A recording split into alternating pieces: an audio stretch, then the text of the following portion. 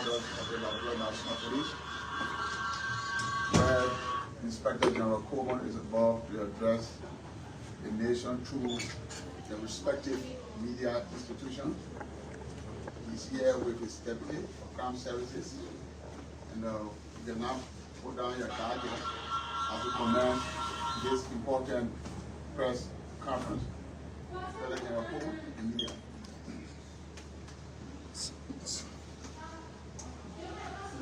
Good afternoon, all.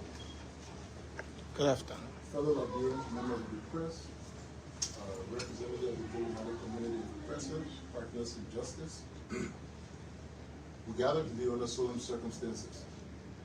The Labrador National Police acknowledge the death of Ntongi Keize Innocential Khumalo, commonly known as Tony, a South African national.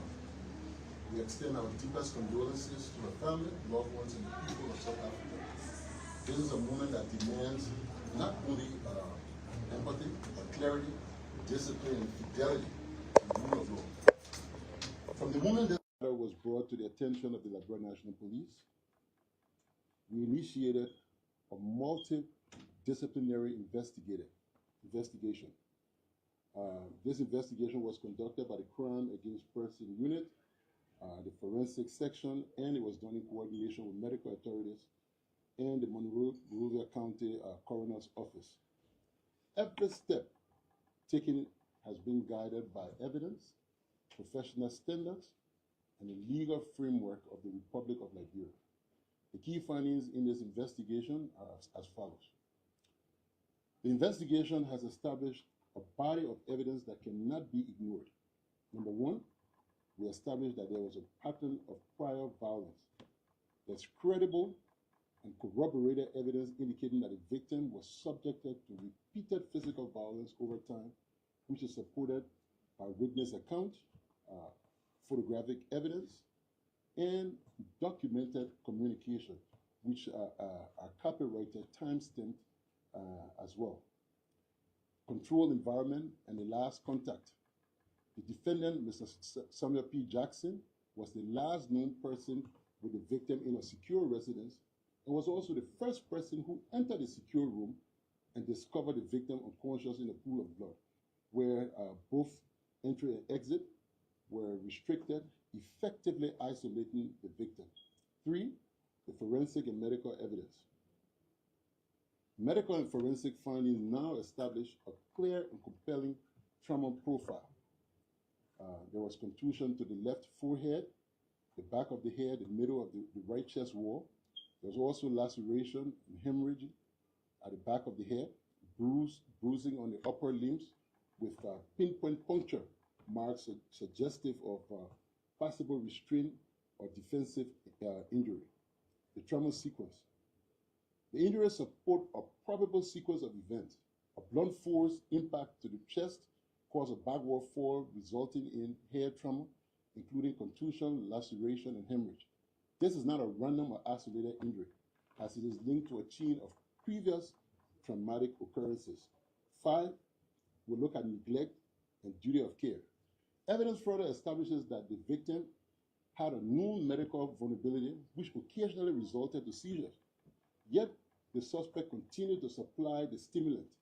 The victim was left alone in a locked environment without supervision. This constitutes a serious breach of duty of care with foreseeable risk to human life. Six, we'll look at the post-incident conduct. The investigation also identified failure to promptly inform law enforcement, and there were indicators that the scene was altered or tampered with before the police even had access to the scene. These actions are legally significant and form part of the evidentiary records. The current status, a full autopsy report will give further clarification on the extent of internal injuries, while the toxicology analysis is ongoing and expected to be done within 1 to 2 weeks, or we could get it earlier. Based on the totality of evidence, the Labrador National Police has formally charged Mr. Samuel P. Jackson with manslaughter, negligent homicide, aggravated assault, and reckless endangerment of another person in violation of Chapter 14, Subchapters A and B, Sections 2, 3, 20 and 23 of the revised penal code of the Republic of Liberia. The matter will be immediately forwarded to court for adjudication. Now, let me give our position, and I'll be clear. The Liberia National Police does not determine guilt. We do not substitute public opinion for judicial process. We act when the evidence meets legal threshold. The accused, Mr. Jackson, remains presumed innocent until proven guilty in a court of law. This case speaks to a broader issue. As a society, that we must confront it. Violence within private spaces is not beyond the reach of the law. Vulnerability does not diminish rights. It heightens protection, especially under the law. Neglect, when it leads to harm or death, like in this case, is criminal responsibility. The Liberia National Police assures the government and the people of South Africa, the family of the deceased, and the Liberian public that this case has been handled with professional integrity, transparency, and respect for international standards of investigation. In closing, I would like to say this. Justice requires discipline. It requires that we speak carefully, act lawfully, and allow the court to do its work. The evidence has now been placed where it belongs, before the judiciary. We urge all parties to exercise restraint and let the jury decide. Let justice take its course. I will stop here, and before we go to questions, to all the real ID and law and order trained investigators, all the things you have seen on TV, we get so here. So when we do investigation, we got to take our time and make sure we dot our I's and cross our T's. This thing, when you accusing somebody of such a crime, you have to make sure you do proper investigation. And it's sad that, the speed that everybody will expect us to take in this investigation is just not possible. So we want to thank the public. We want to thank those who beat us and was demanding for immediate responses this is where we are. And at this point in time, let me just throw a little light on some accusations out there. There's this trending Gregory Como will kill me from Representative Foucault. At no point in time have the Liberia National Police, through the Inspector General of Police, ever threatened anyone to kill them. I would encourage, like I did earlier, Representative Foucault, to please use the rule of law. Stop yelling on social media. It cannot solve a problem that not code of competent jurisdiction. And file a complaint, a formal complaint. I also encourage him that he should attach the pieces of evidence that he claims he had with indicating me threatening his life and that of his family. We don't take lives here. We protect lives. That's what we do. And I remain committed to it and respecting the rule of law. Thank you all. At this point in time, we'll take some questions. My name is Marlene Kia, and I report for EOBC. Thank you for the update. I did hear you mention about toxicology, a lot of which are concerned about in your updates. You also mentioned that the defendant Samuel Jackson has been charged, and with the results of the toxicology will be in a week or two. Now the case obviously will have to go to court based on your charge. So why extend that result to 1 or 2 weeks? Because a lot of people may wonder, after leaving the police station, they're coming back 1 or 2 weeks. No, they're coming back to us, Fabian. To give up. No, so they're coming back to us based on everything we know. So there's multiple layers of the investigation. The first thing we go there first, the coroner look at the body to see if the body got any issue to do with foul play. That's where it starts from first. If they believe it has something to do with foul play, then sometimes we recommend that we look further. Like in this case, when they look at the body physically, they were able to make a determination as to that there was some tempering and stuff done. That was how we went into an autopsy. The autopsy has been completed. There's only further analysis that's ongoing now, which is the toxicology to look at all the chemicals and stuff that are in the body. If this was related to something that poison, but it's physical evidence, physical bruises all over the person, and based on the initial report, we have sufficient evidence to be able to charge for all of the charges that we have right now. Even the toxicology count, it's not changing the charges that we have right now. It could just give us more information as to what we could further understand. It will tell us the extent of the internal injuries caused by what we are physically seeing outside. So the opening and dissecting the brain, the doing this other one, that report will only tell us the extent to whatever happened inside, but the physical one that we can see enough for all the child will give. Closing argument followed by DM News. Okay, Mr. IG, my name is Wayne B. Tobin. I report for closing argument. In your explanation, you did mention some of the injuries, some of the abuse that were on her body. Do you care to tell Liberian people, if from your investigation, who were found guilty within the investigation? And for follow-up, Liberians are not concerned with the autopsy report. Are there going to be any publication or anything to Liberian people from the autopsy? I just mentioned here, we do not establishing guilt at our place. All we do, we investigate, we provide evidence, we send it to the court establish who's guilty or not. Mr. Jackson remains presumed innocent until proven guilty by a court of competent jurisdiction. So that particular one will be established at the court. As far as the concerns that people have about the autopsy and everything, this autopsy was conducted by an approved pathologist by the government of the Republic of Liberia through the Medical and Dental Council, which was recommended by the Ministry of Justice. So when you go find somebody from in the corner to say can't do autopsy for us, that the one the government approved, and he did it in the presence of the investigators, in the presence of all the parties that are required by law to be present for such a procedure to be conducted. What we have so far, so good. Like I said, this investigation is based on good evidence and good evidence only. We didn't rush to say, oh, let's get find a charge and do it. We have to take our time and carefully exhaust all avenues before we reach to where we are today. And I am 100% convinced. I'm proud of the investigators, and I am happy that things and times are changing. I see improvement in our service delivery and how we now take our time to look into these cases and go the extra mile to make sure that when someone is charged, definitely that charge fits whatever crime that has been committed.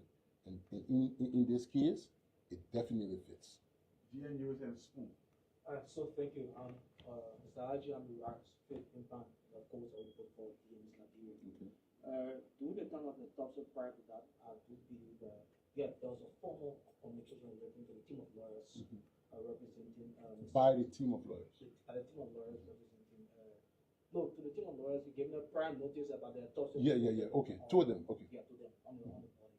And prior to that, there was a communication written to the office of the Inspector General of Liberia National Police by the team of lawyers representing Mr. Jackson. That basically they weren't giving enough time to fully close scrutinize the credentials of the pathologists by them, and also they were given the invitation of very short notice. And the autopsy, I do believe the autopsy was conducted with all representation of Mr. Jackson.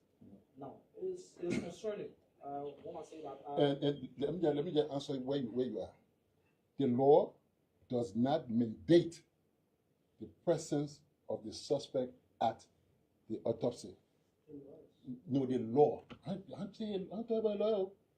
The law, I know that. I only know what the law says.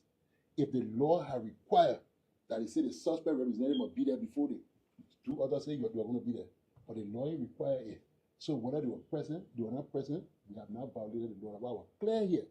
I told you, as per the requirements of the law, what was required for an autopsy to be conducted, those conditions were met.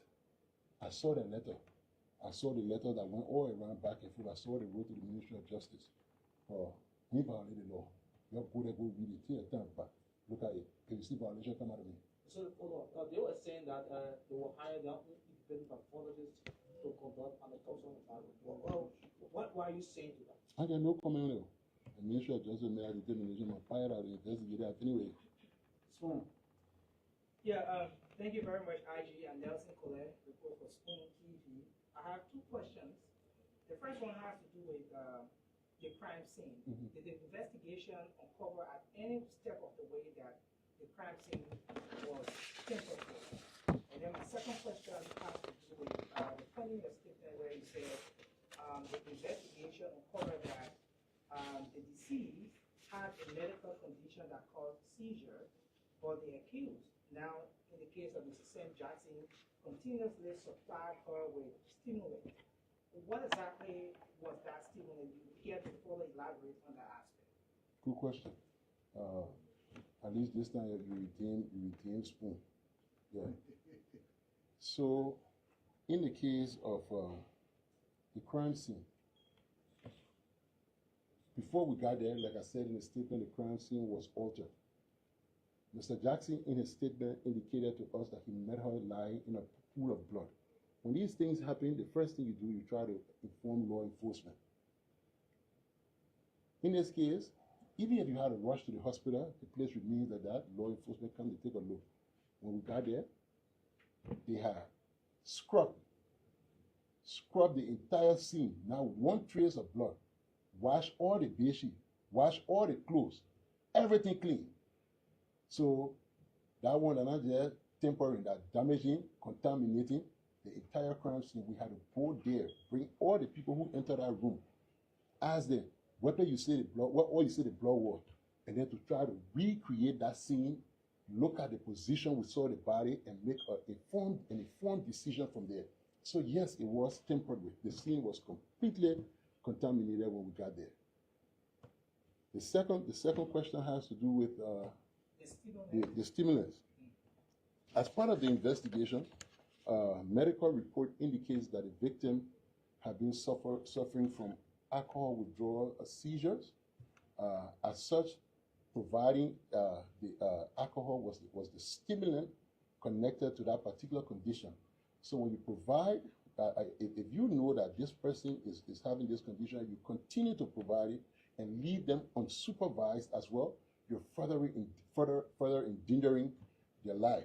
And that's why, I mean, like I said in the statement, that the duty of care, you are the husband. If you recognize your partner has a deficiency, you step up to be able to provide that kind of support and care that is needed. In this case, the investigation reveals that there was a complete neglect, and as a matter of fact, facilitation to accelerate those very conditions. And that is why it was easy to make accusations and say, oh, that seizure and stuff back and forth. I mean, I will stop there for now, and we can take another question. Final question from OPFM. Okay, my name is Wasim Richards. Has Mr. Jackson been forwarded to court? Mr. Jackson will be immediately forwarded to court. Immediately. What time is it? The court still open? Yeah. I mean, once we can get him to the court on time, he will make the court today. We got no intention, we can spare him for put to sleep. So we'll make sure we get him over there. Any other question? Very final question from 2FM. IG, my name is Peter Tobe. Hey, Peter Tobe. Well, I'm concerned about the evidence because the evidence is the one the state prosecutor rely on to prove the prima facie case. While it is true that the court will decide on the credibility of the evidence, but deep down into the heart, do you think the evidence that people have gathered is strong enough to give a conviction of the matter of identification? So, Tobe, you've been around the court for long, you are man, you've been coming here back and forth. That don't matter of the heart. That don't matter of the heart, what I think or believe in my heart, based on the pieces of evidence collected and subsequently analyzed. We have sufficient reason to believe that the charges levied against Mr. Jackson can be substantiated when it gets to the court. Definitely. Thank you. Thank you, gentlemen. Thank you for coming.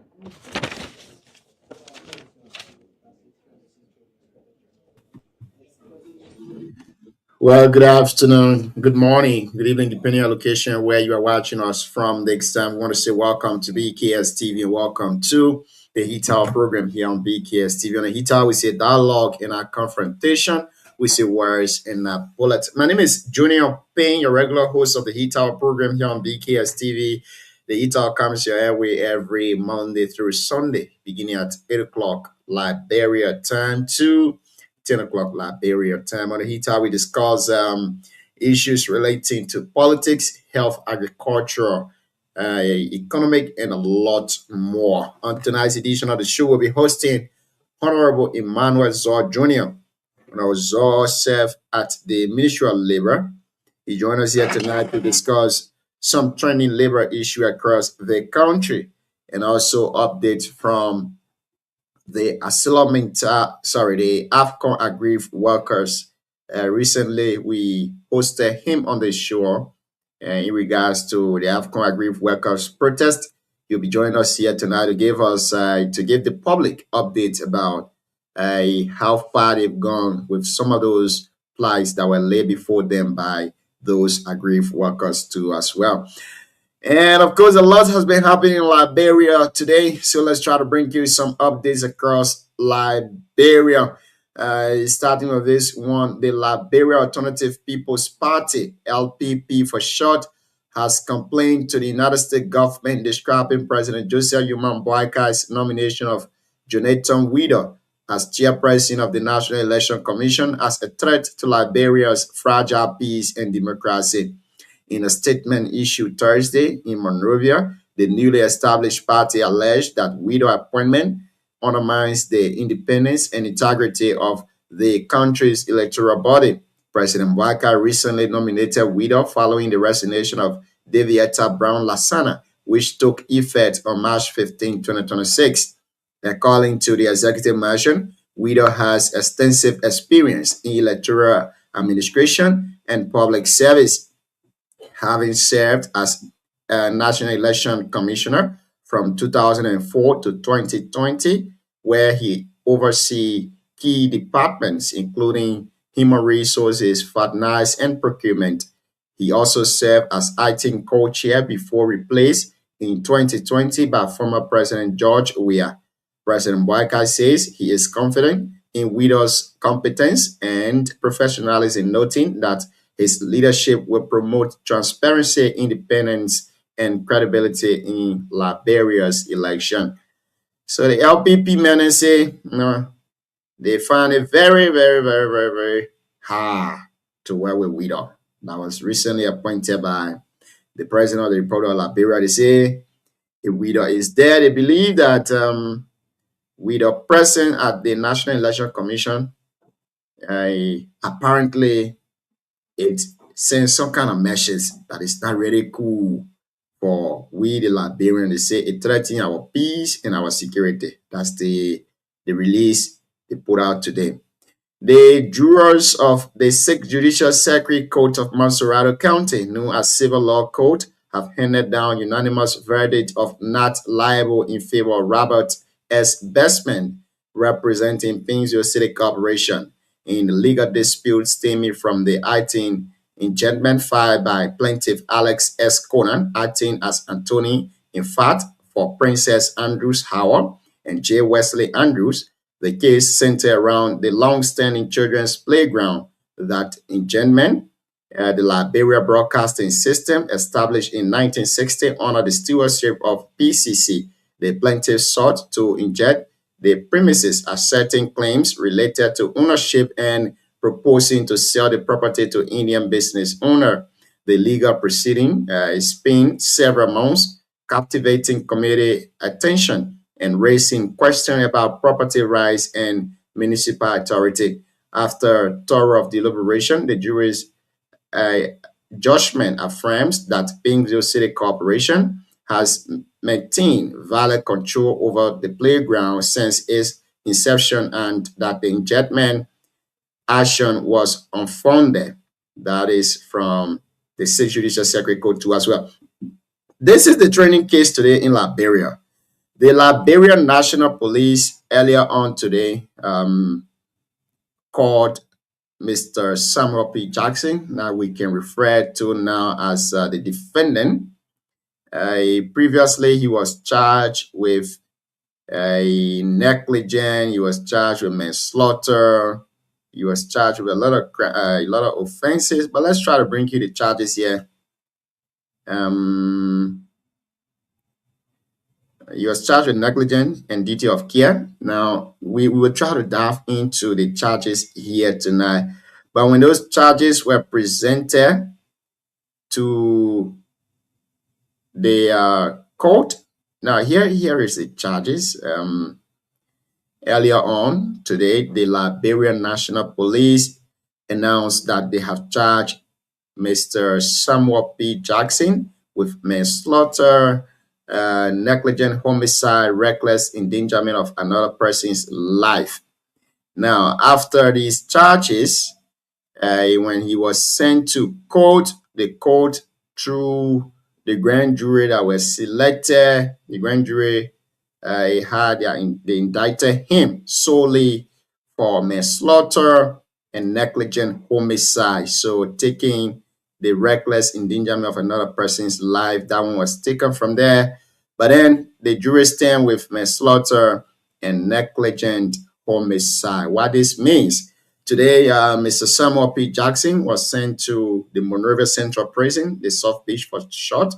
He was sent there. A report that we are gathering is that he might be bailed out tomorrow by his lawyers, but he will spend the night in prison. He will spend the night behind bars. So after his indictment today by the Liberian National Police, the court sent their belief after him to arrest his living body, and his living body was being arrested and sent to court. That's the procedure. So we are still following the case very closely, but this evening, the head of the Jackson family spoke to a crew of reporters, including Spoon FM, the closing arguments, and other media outlets. I'm trying to get it here for you. Like we said in our intro, today we'll be hosting Mr. Emmanuel Zor. Emmanuel Zor is the Assistant Minister for Labor Standards at the Ministry of Labor in Liberia. He joined us here tonight on the show to discuss labor-related issues across the country and to also give the public an update about the AFCON aggrieved workers saga that took place in Yekepa a few weeks back. He will be joining us here tonight on the show very shortly. We ask you to please share the show with other people. Invite somebody to listen alongside you here, Vix. My name is Junior Payne, your regular host of the Heat Tower program. On the Heat Tower, we say dialogue in our confrontation. We say words in our bullet. You know, why we try to bring you the Jackson family official statement, the recording, the interview that was done with one of them today. We also ask you to please share the show with other people, send the links to people, invite somebody to listen alongside you here this evening. And just in case you want to do business with the BKS TV, we are open up. We do all kinds of services. We offer all kinds of services. We cover political programs. We do jingles and promos. We also do official documentaries. We do news writing and reporting. So just in case you want to work with this platform, you can contact the management and we will definitely be available to give you the service that you need. Yeah, so that's it. I think I have the Jackson family here tonight. I have Vic's recording. So let's see if we can play it for you while we still await our guests here tonight on the show. If you're also following us in the comment section, we ask you to tell us where you're watching us from this evening, and let's be able to recognize you on the show. Tell us in the comment section where you're following us from, and let us be able to recognize you on the show too as well. That's it. Mr. Samuel Jackson has been sent to the Monrovia Central Prison for on charges of negligent homicide and manslaughter. These are not really grave offenses, even though they are crimes, but they are not really that they have buildable crimes, so you can build the person out, and so I think the family will do so tomorrow. I mean, the lawyers representing him, they might bail him out tomorrow. So we still look up to them. We still look up to the lawyers, but we are following the case very closely as it unfolds. We'll be here to bring you updates about the unfolding too as well. The West African Examination Council, WAS office Liberia, has officially confirmed that 57,393 senior students are registered to sit for the West African Senior School Certificate Examination this year. These candidates are drawn from 1,124 high schools across all 15 counties, including students from 3 schools in Guinea who are currently following the Liberian national curriculum. Now, speaking during a briefing at the Ministry of Information, WAS head Dili Bato explained that the council is expanding its reach to accommodate technical and vocational tests as approved by the Ministry of Education. Under this new arrangement, candidates from vocational backgrounds will be permitted to sit for specialized tests to ensure that Liberian students remain competitive with their peers in other WAS member states across the continent. The 13 new subjects have been integrated into the curriculum. Mr. Bato noted that the senior students must achieve passing marks in mathematics, English, civics, along with at least 2 additional subjects to be eligible for graduation beginning next year. Now, here is the problem. No school in Liberia is teaching civics. So I don't know where the WAS boss coming from, that the student must pass in civics first. This is the kind of weak system that we have. You don't teach the children civics, but you give them tests in civics and you expect them to pass. Where are they going to pass from? Where? And you're making it now as a principal pass before they graduate, before they have their graduation program. How possible can that be? It's CEO, good evening and welcome to the show this evening. How you doing, Chief? I'm doing good, Chief. I'm doing good. It's good to be back on the show. I know we are hosting our minister tonight. Hopefully, we have him here shortly. Yeah, great show. You said I caught the tail end of your discussion. They said they want the kids to take civics on the WACS exam, but they haven't been teaching civics in school. Yeah, they are not teaching civics in school, but they're asking the kids to do civics. That's the kind of deception we have in the educational system. And that's not just the issue, CEO. WAS is like a gateway to higher education.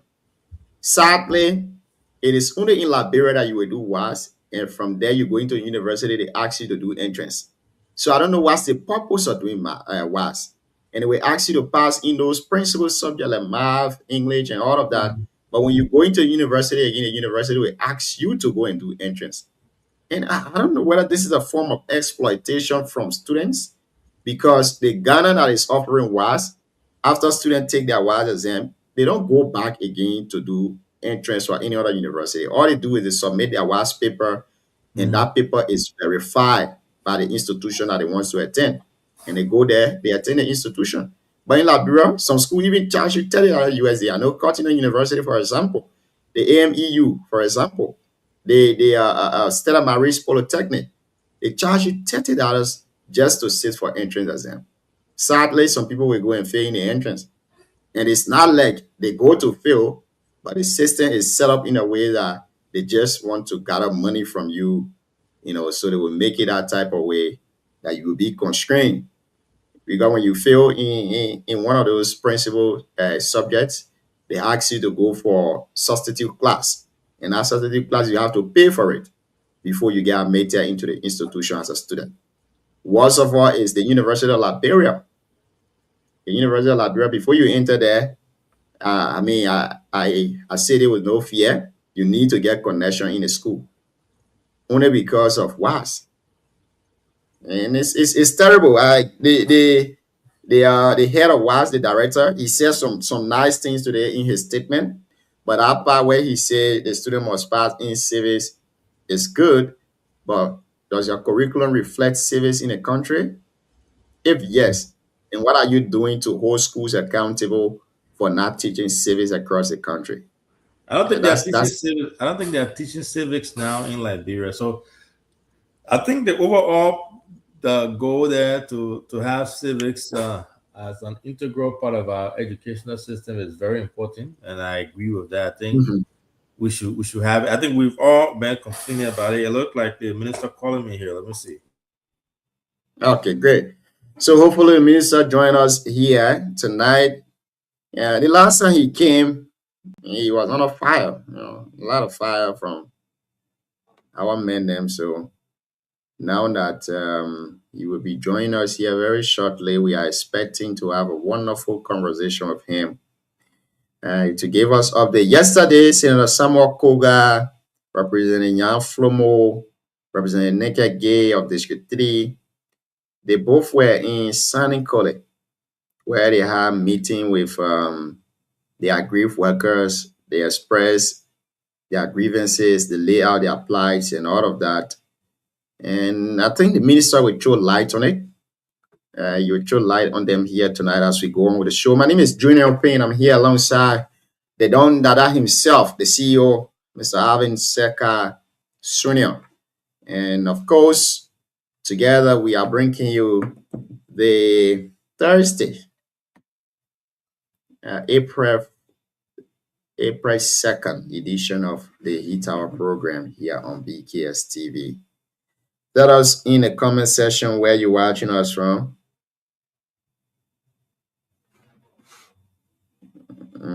Okay, so we'll go for this quick break and we'll come back. We'll continue with the show here tonight. Still with us. Okay. Think this is it.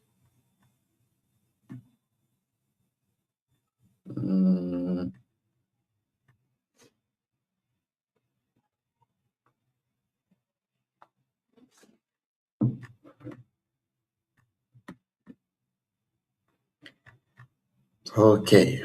All right. Great. A logistic company, even is contracted by a company mining ore in Guinea to transport their ore from Guinea to Liberia through the port of Buchanan. So Ivanhoe is not in competition for iron ore mining and other stuff, mineral in Liberia. It's just conveying mineral or iron ore from Guinea From one point to another. And then we will also that concession will help to expand our rail system. Many countries around the world, people using air, land, sea, land including rail. After Ivanhoe contract is over, the rail, extended rail, becomes a national asset. becomes a national asset. It can be used for commercial transportation as well. Right. And all that stuff. Now, and it will create job. Right. Job opportunities. There I was going. Right? Yeah. I know it may not be in your purview. Right. The executive probably works on that part. But Right. when does it become tangibly jobs? People want to hear that. People are excited about this whole job situation.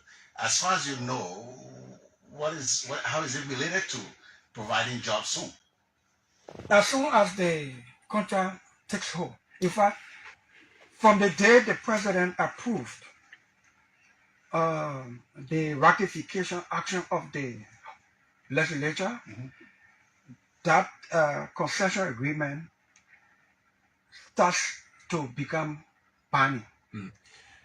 There's recruitment because they will do the 23 kilometers of road from the border of Guinea, where the iron ore is coming from Guinea. Right. Because where the iron ore is in part of Guinea, they will ship it by road for 2-3 years while they're doing the rail, what we call train track. So from Nima bordering Guinea, The point. the point to bring it to where the train track is in Yekepa, the car road they will use by truck. They will pave that road. In the pavement of the road, that job creation right there. There will be contracts, there will be contractors to do the road. And our east movement also. They will ease movement. Then during the construction of the rail, of the train track, it's also job creation. And then they will be renting trucks and all that stuff. It's also job creation. The only thing, and without anybody thinking, is political. When we pass these concession agreements, we know that these concession agreements will create jobs. And that was bringing me to my question. As much as there's a buzz, we hearing about job. And so that's it here, basically, like we said in our intro, we'll be hosting Honorable Emmanuel Zor Jr. Emmanuel Zor is the Assistant Minister for Labor Standard at the Ministry of Labor. Mr. Zor is already in the back, so let's bring him on here this evening. Good evening, Minister. How you doing, Chief? Chief, how are you? Good evening. How are you? I'm doing wonderful. How you doing? I'm okay. It's good seeing you again. Yeah, wonderful to see you. You know, the last time you came here, it was a little bit hard show where all the guys were calling, making their point. But yesterday, we'll go to the issue. Yesterday, the senator visited the county. I know you got some things to say about it. But let's welcome the CEO. CEO, welcome before we go to Emmanuel. Thank you. I heard about the minister coming, so I had to do everything, put all my things that I was doing to the side just to be on the show. But last time, I missed the show. It was high when the minister was here. So today, when I reached out to him, it was good thing. But I want to say thanks to him, though. With all his busy schedule, he was able to take time off to be with us here today. He's my brother, so I want to say welcome to the show again. He's a regular guest now. He's just not Thank you, CEO. Thank you, CEO. Thank you. Thank you. Thank you. The minister and I graduated from the same school in San Nicolas, so we are alumni. From pre-primary to SDA, so we have to share the thing. We got a long, steady, and long tradition. Minister, welcome. Now let's take you across the country. What have been some of your engagement of late before we come to NIMA? So thank you. Let me appreciate the organizer of this platform. Let me appreciate the management of this platform as well. Let me extend greetings to our people back home, and those following all through via social media. Labor is doing better. My recent visitation to how you got the place again? There was a post made by Martin K. and Colley, and we intervened. We went there the last time, and we make sure everything was under control, and series of labor violations around the country. So we are busy working on labor issues. All of the cases, we are briefing cases, making sure that our people just have that just benefit, and those with issue will make sure that the issue be resolved at the level of conferences. You've been doing a couple of visits around. I want to ask this: have employer been holding on to the labor standard in the country? Some places yes, some places no.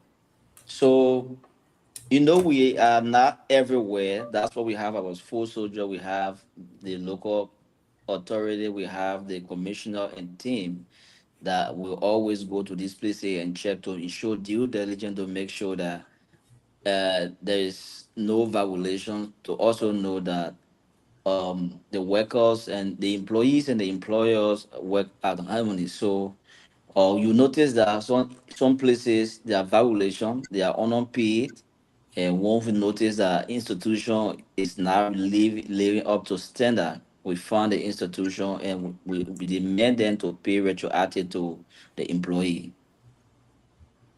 Thank you. Now, let's take you to NIMA. I know that's why you are here tonight. The senator and other representatives visited San Nicolas yesterday, and they had meeting with the aggrieved AFCON workers. I think you followed that meeting. But before we go to the meeting, what have been some of the engagement that you've been doing since their protest? I know you went to Monrovia with some issue. I don't know whether you've resolved them. Just give us a update about them. Yeah, Gio, thank you. So when we left from Nema, the good thing is yesterday conversation with them, they were savor. Likewise, my conversation with them, they were also savor. Decision was made, accepted. The outcome of the decision, they went to protest. Yesterday meeting, they sat with the senator, they had civil conversation as well. And then in the meeting, the lawmakers made them to understand the exact thing that was said by us. When I say all the meaning, the ministry. These things were said, was repeated by the lawmakers. If our brothers was if they were to just listen to me for us to establish what I asked for, these things that I said before, about this time, this matter been laid to rest. Those maybe in the process, if the institution was to be fine have been established. We have been the institution been fine. Then we allowed them to have the just benefit. It was all denied. Now we're coming back to these things. In the media, we talk about the wrongful deduction. It was accepted. Management accepted to do the calculation. Management said, Meta said it was sending the auditor to come to verify those with the problem. I went as far as 2023. Those with the problem, when they identify that they will be paid, we accepted that. We talk about NASCO benefit. It was established. We did the calculation. Their own timekeeper came and did the calculation. He did everything. They all understood it. That was the second one. The third one have to do with the texture of the water. NASCO got called. He said he was coming to them on Tuesday. We set a date for he to come to verify. It was also done. But yet, our brother said, I've been tempered with, I was tempered with. Only because I said, let's go to Monrovia with the water the next day. We have transportation. We are asked full person to ride along with us. I volunteered to be on the case to go and make sure that this water being tested. And they said, no. Now, Senator has gone back. The lawmaker has gone back. The good thing maybe they want to hear from the lawmakers. Maybe lawmakers going back, sat with them, and the same thing coming back to them.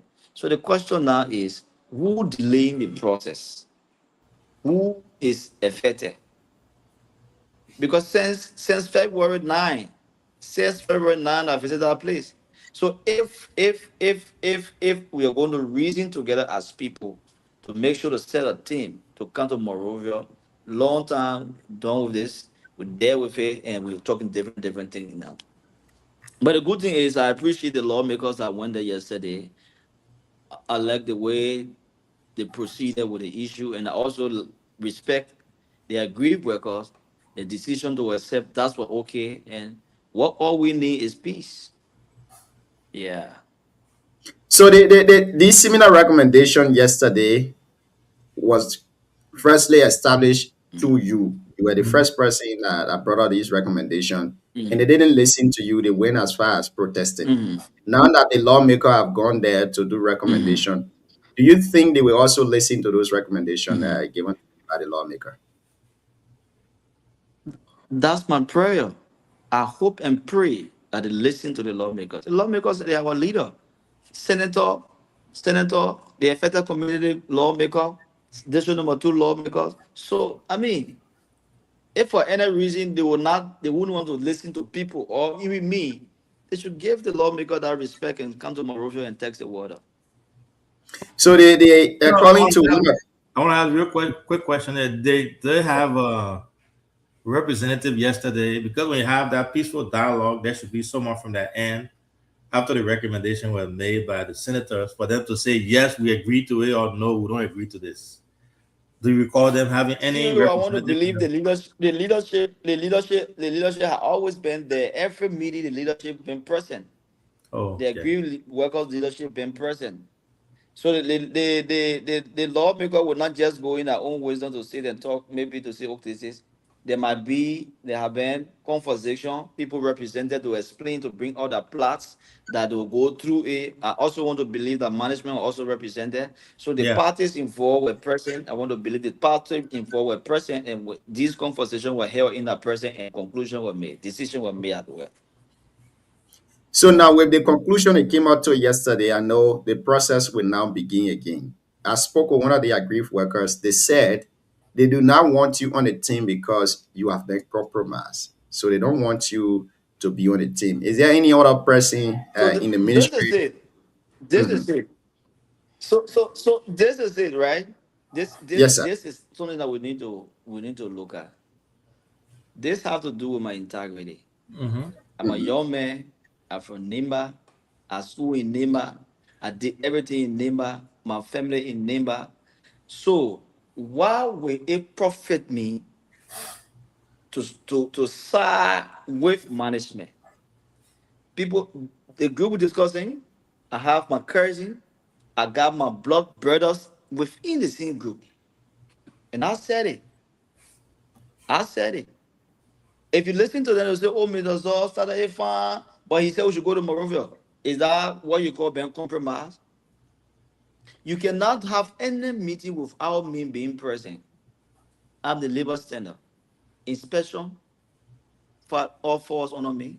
So majority of the standard issue, in fact, all standard issues in country falls on me. I'm the full soldier for the ministry. So if you feel in your right mind that the process will not go this way, fine. But I tell you for free, a transparent, you going with us, we all sit in the lab. In the lab, the good thing now is the lawmaker will also be represented. We Right. all go and sit in the lab. They test water. If the water is safe for your consumption, cool. If it's not safe for your consumption, the 124 you're talking about is little. That's what I said. But you say no. For one father, you can't tell people to give them money. You been temper away. I tell you for free. I had nothing to do with it. Nothing. Nothing. Is So it again 16,000? Is it you know, again 75,000? To do what we like you do. said right now, when you started the process, those guys they were I, appreciative of the level of work that you were doing. But at a certain point in time, they said you were compromised. Why do you think they are making this allegation against you? two different times they asked me to prevail on management to pay each of them 125. When they Mhm. came in, when we talked, they said, Minister, you're our brother, we want you to talk to them to pay the 125. In the meeting, Meta were represented by one counselor. In the meeting, every from the beginning of this meeting to the end of this meeting, we were on video. This meeting was in camera. When I said it, they recorded from start to end. I want you to just ask them to show you, to send you maybe 2, 3 video and follow the Mhm. conversation. Where management I say you do them what you wrong, and when they say no, they want. So where in this world that I will go take money from these people? And they said it's something to Jekepa. I never. I don't know. The last time I went to Jekepa, I went there in Chapel. I settled that issue. The same Chapel took me back. At that time, I was a good man. But for one fact that this group, I did That not mental chapter agree. you were with? My brother, no, they just called me. I got chopper. I don't know when to get a chopper. When I get a chopper, I'll just from the So go settle this few. okay, all right. I just want to go settle problem because the issue is they were calling. I even called them to postpone for the reschedule. They said no. If you can't come today, this will happen. So I have to just fly for all to handle the matter to come back. So for one father, I did not agree to say, okay, management do this. Management got lawyer. What would be my relying? They will take him to court. Mind you, I will go to Supreme Court to stand to clarify or to justify my decision in Nema. Quote unquote again, as a professional person, you'll be questioned. So to do the best thing to be on record, let's go to Morovia. We still with the water, we test the water. you say you can go to Monrovia. So once you can go to Monrovia, that means I'm the one doing the bad thing. So, John, Vicky, let And me trust ask me, a quick I hold question here. nothing against it. Mhm. So, maybe Mhm. because I missed the last conversation here, so I may be a little behind it. So they are requesting or they are asking for 125 for their pay because of the contaminated water. Yes, that's what it said. Okay. That's what it said. And So now, they have copy of the resolution before them. okay. So, and you insisted or you were recommending to them that hey, the 125 you're asking for is not a big deal. Let's go to Monrovia, Yeah.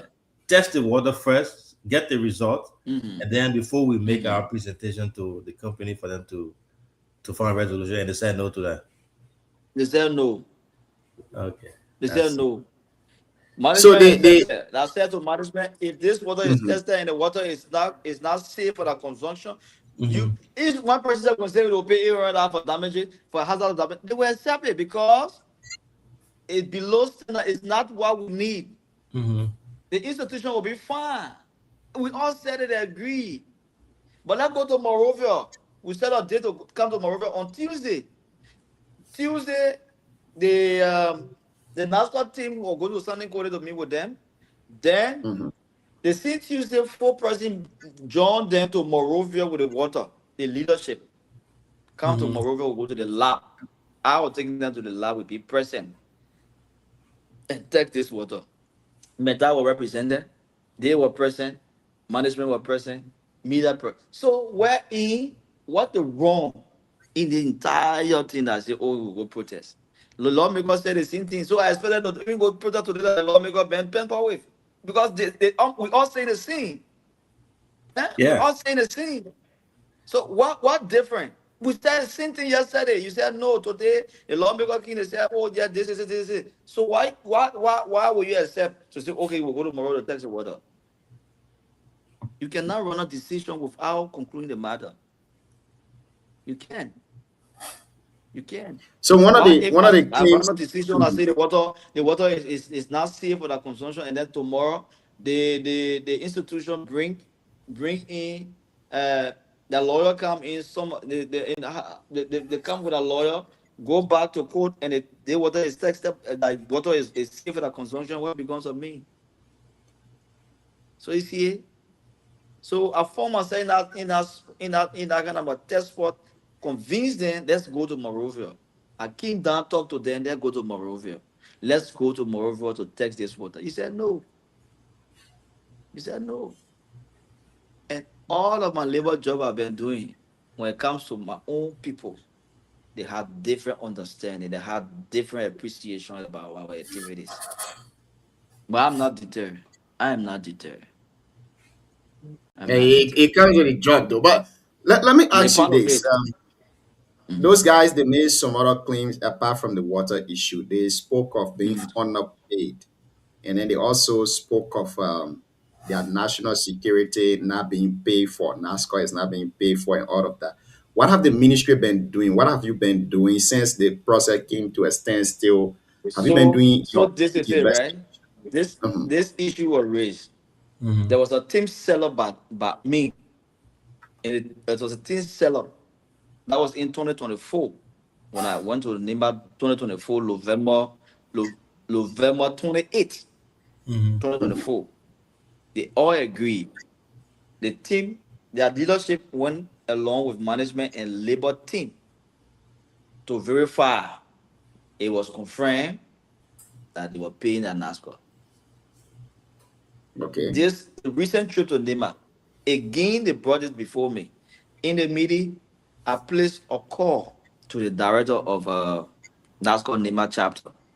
He was on the phone. They asked every necessary question to the man. The man told them that every one of you payment here, I got receipt for all. If you want to confirm it, I will be in Nema on Tuesday. In fact, I will be in San Nicolas on Tuesday. I, I also asked him, can you join us now in San Nicolas? He said, Minister, I'm distant. But I can show you Tuesday, I will be in San Nicolas. He exchanged number with the leadership. I called his number. They confirmed it, they spoke. Tuesday, he was to be in San Nicolas to go through the verification. It was established. It was established. They did mention of LRA.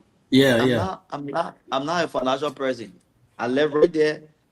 My colleague, also the RG, had knowledge on that. They display their HR came and talk about it. We also set a team to go to LRA.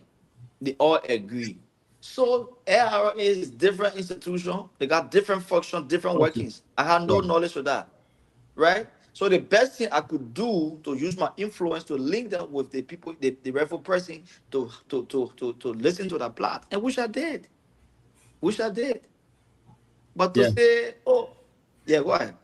No, I was gonna say that's one of that complaint. It said as contractor by law, LRA is supposed to be deducting $10 when I pay. Instead, they've been deducting $15. That was one of the resolution that came up with. I think the senators and the lawmakers they did a formal communication to LRA to look into that. But like you said, though, the function, it's hard for people to, you have to be able to convey, or they have to understand the function of each ministry, right? So without that communication, it can be hard for them to understand. And I don't blame them. So when you go there, man, they say, oh, this is the man, he's the one-stop shop, he's our boss. He will be responsible for everything. So just dump everything on your head.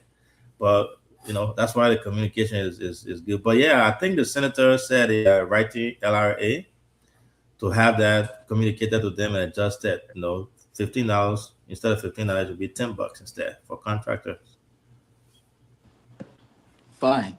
So what I want, so if you confirm that the been deducting 15, it should be 10. They say how to read how you call this? They say how to do retroactive. Right. Who benefit? You still benefit. So yesterday we said it. They have this committee. They have the 4-5 person to go to LRA. We've also do this. We all agree, and then you say no the next day. So you're about to restart conversation that we held. So you delay your own process from February 9 to April 2nd. Let's say April 1st. We'll go one more. I agree with you. And like you said, though, most of these things, the things that you suggested to them, and I really wish they had listened to you. But now things will be in different place. So here's another question, or something that they said. So the senator and the other lawmakers, they recommended independent body to do the water testing. So the independent body, that you still have to be involved, though. Like they can't exclude you from that process. CEO. Yeah. CEO. Even in my absence, if the independent body carry on the texting, so I just want to get myself out of the texting, right? They come with a result. We go and implement in force. Simple. Yeah. I got involved. 2 reasons. I'm a young man, and I hear from Nima as well. The tension and what I saw, I try to avoid my brothers and sisters getting in the street. That's why you saw me at the forefront. Yeah. I could sit in my office and send people to do it. I could sit in office and send people to do it. But I got involved because of them. Let's go to Morovia and test this water. So whether or not the water result is positive or negative, if it's tested that this water is not safe for their consumption, glory be to God. That's what we pray for. That's what everybody pray to get a result. Right. And if they were to listen to me about this time, long time we're done with the case. Yeah. Yeah, because when you look at the independent body talking about, that's something similar to what you recommend. That you recommend that they should go with you. All of you guys should be in the lab. So they are not going to send anybody that is not knowledgeable of the process to the lab. I would assume to have sample of the water. I asked 4 persons from that group. They left the call other friends for the body to watch the water. When I said the committee, they call few other friends to stand around the water. Nobody should tamper with the water. They sent 4 persons. I sent 2 persons from labor management to send. I think 2 persons. They all went there, they drove and they brought sample of the water. Then after the media said no. When we're about to go to Morovia, we would drive there. Any water use people say I've been drinking.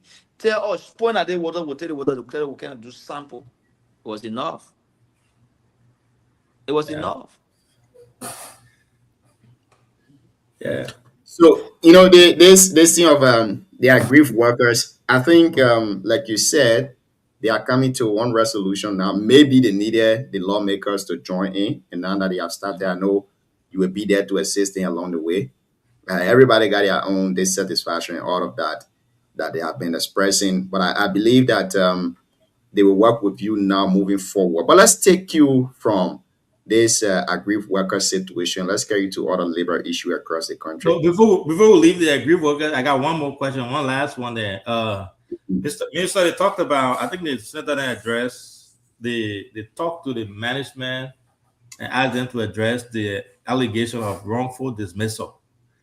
Apparently, they have been. So when I was in Nema, in the same meeting we're talking about, there was a complaint of 32 persons dismissed wrongfully.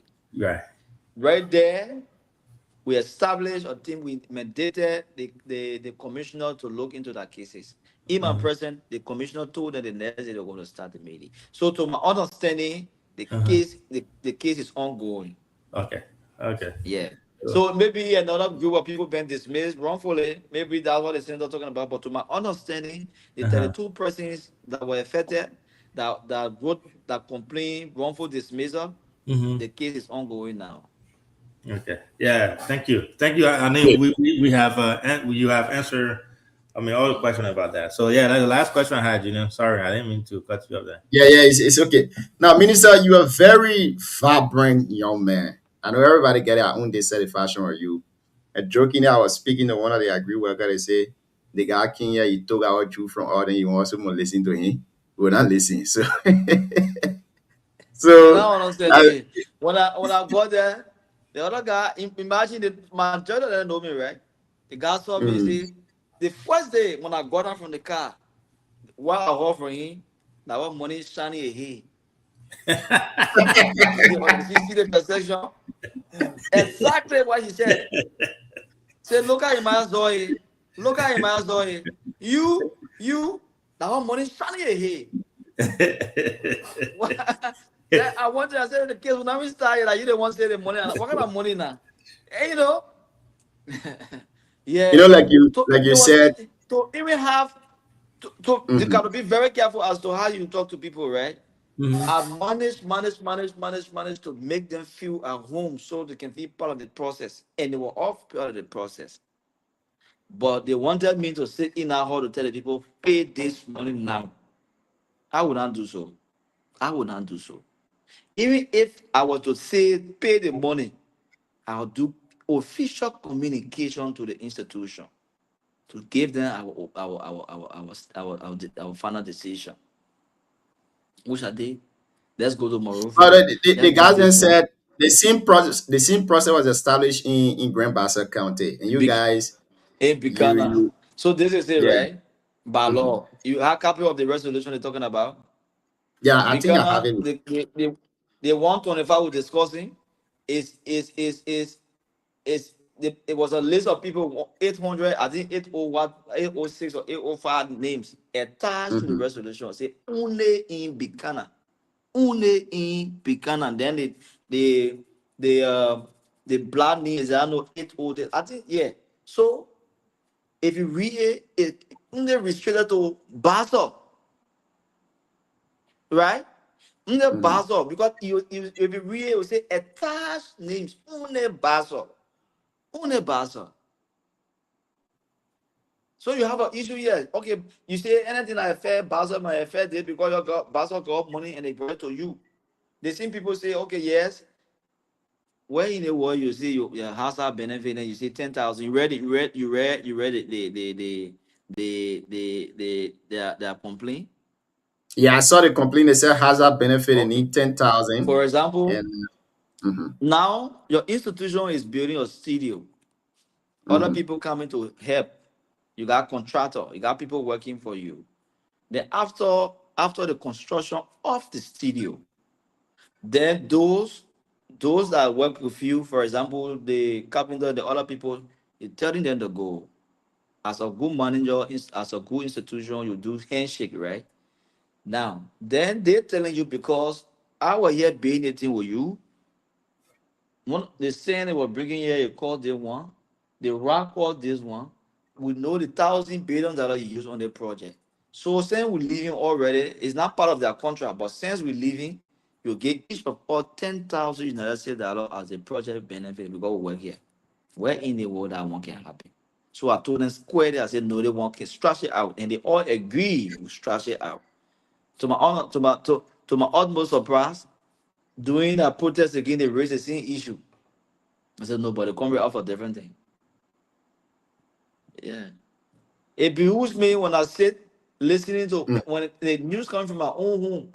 Oh, they made that this. That manazor. My knee is now bringing on positive things, but distraction. That's all they meant do they want. Things have no control over.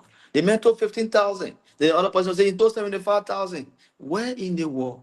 In them will look at that. Even 1,000 I give it to you. Where? So I actually pray. I pray that they accept, set a committee, send the senator set committee with them. They should come to Morovia. The independent committee go and test the water. After the test on the water, labor will say coming. You cannot do these things without us. No. We will play major role. We play into it. Exactly. Our job is we play the twist model role. Our job is the parties should feel okay. We won't feel happy to see the employees always complaining of one institution. No. We won't feel happy when the employer too complaining for employee. No. Our job is to bring them together to have a peaceful operations. That's what we pray for. But again, the understanding. When one person, and I know, when one person just give you information and say, they're supposed to get all 200, but like one person they cause it, I might as well. But those back there that had no idea of everything that going on, they take it, they run away it. In fact, if the leadership tells them we'll get 500 tomorrow, they go to bed and make it plan around that 500. So if the same leadership will tell them the money's all will get a minute, that's making we're not getting the money, the person, you get a different understanding, mindset about the process. So that's why I stay finding myself talking to them. Those that the last time I want to send a few of them came on and explain. But they not explain they want to us. Hey, they will not explain that side to you because they want to convince you to get that thing. It's just common, simple. Thank you. Now, DK, welcome to the show. Let's try to take you to other issue. You know, you govern the entire country. You are the assistant minister for labor standard across the country. There have been this concern in the public, especially from these concession companies. They say some of those workers, in simple Liberian English, they say most time they leave them down the job that they can do for themselves. You know, those companies will go and bring expert for this job, and you guys from the ministry there, you will allow these things happening. And this fall directly under your purview as Assistant Minister for Labor Standard. What are you guys doing to see how best that job that Liberians can do are given to Liberians instead of foreigners as part of best practice? So the first thing, the application sent to minister office when deny job that belongs to Liberia, we stop it.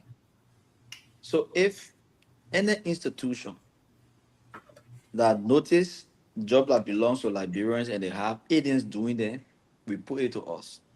A matter of fact, the minister announced last week that there will be an inspection. We're about to start our inspection. These are things that we're going after. the entire country. We carry inspections. The inspections going on. We make sure if you are alien, you doing job that belongs to Liberia, we seize your work permit, we revoke your work permit, and send you back to your country. And the So ministry is now, serious about that. what are some of the jobs that you think solely belongs to Liberian that only Liberians should do, and what are some of the jobs that aliens should be doing? So, for example, to be honest with you, sometimes the aliens they apply for jobs that would know that. For example, we got few machines that we don't know how to put them together, right? They say, oh, the person is coming to do the installation of this to train people on this. With that understanding that okay, this person is coming to carry on to train our Liberians, right? They will apply for that, and then we grant it. And then in our absence, they do different things behind our back. So if you bring complaint to us that this person that came to do this, they said this is not doing this, they're doing this, then, and mind you, the agents themselves they are not applying. Our own Liberians applying, bringing it up to convince all that oh, the person coming to do this, to do this, to do this, to do this. Yeah. So you understand? And I think that where Yeah.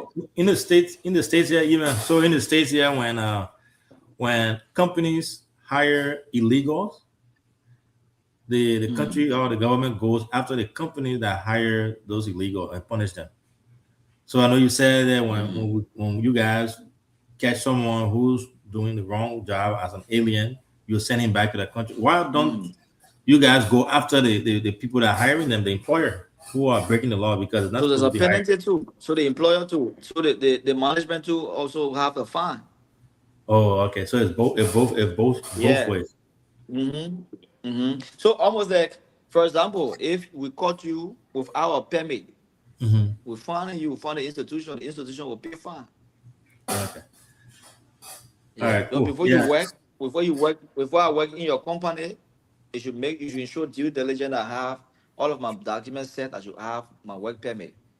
If you employ me, you know fully well I don't have it, and I work and labor sees you working, we'll find you and we'll find a guy without the document.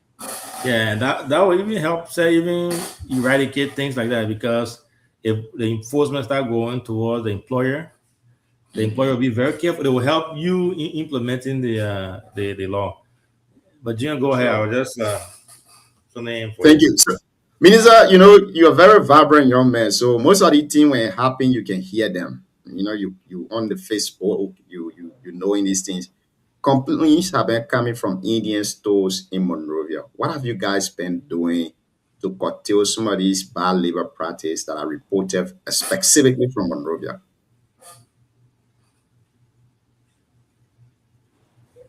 One thing,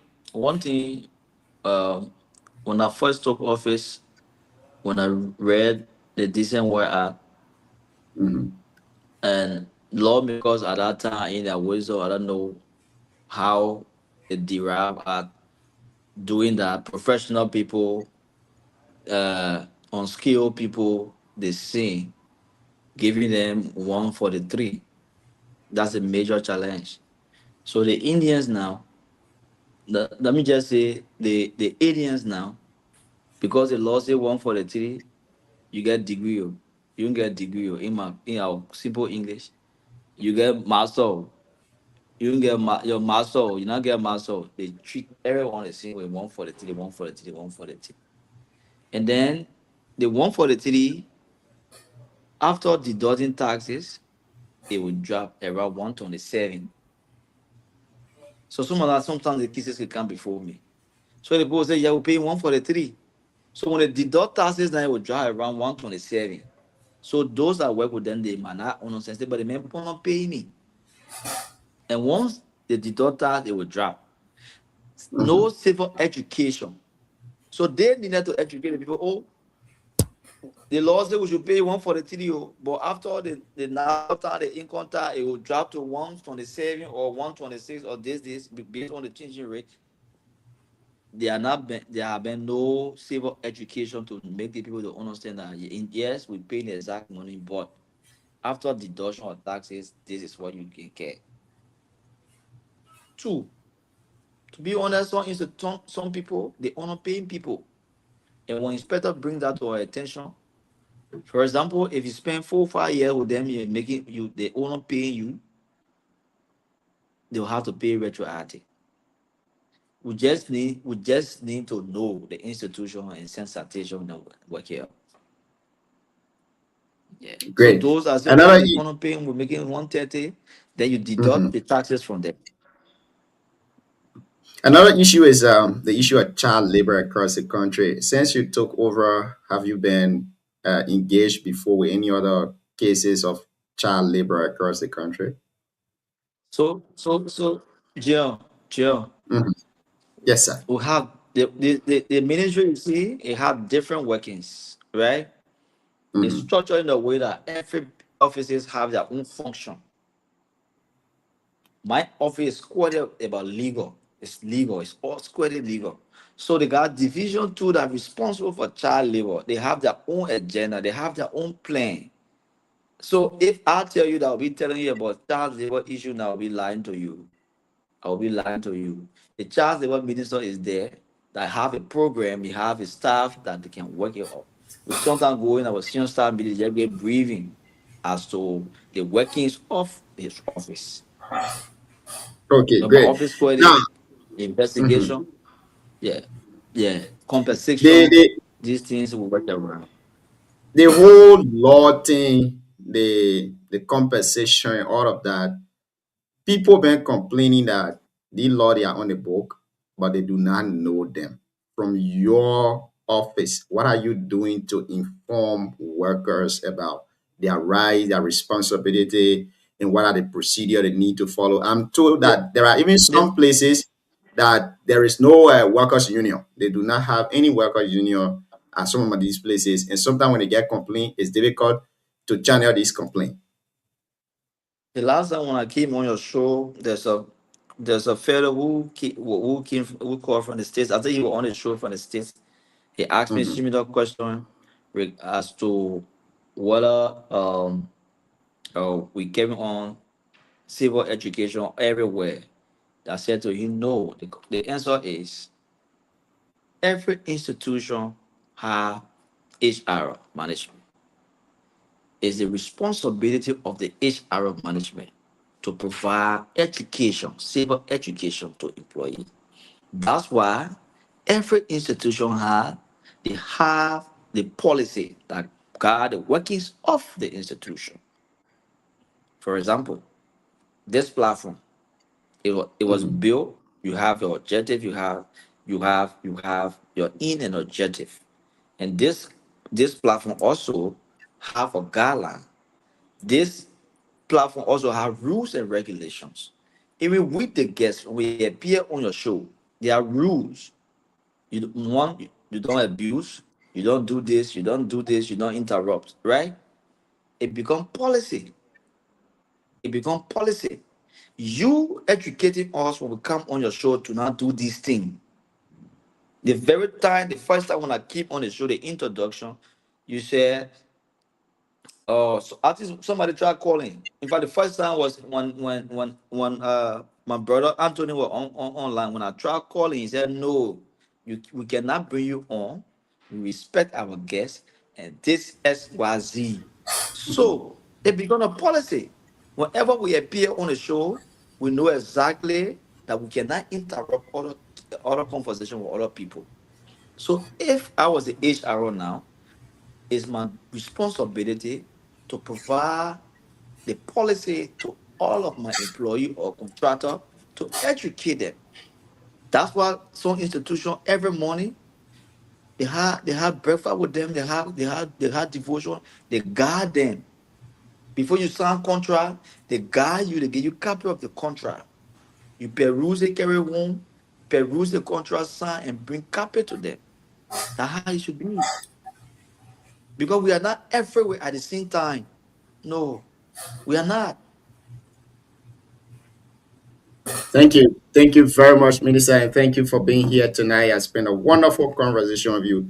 If there is anything we didn't touch and you want to talk about it, we'll Yes. give you at least. The minister. I don't know if I should disclose the man location for security reason, but The man just jumped on here tonight, so maybe we have to let him go. So, Yeah, but we're around. yeah, We around. We around. See you. We around. no, I said nothing.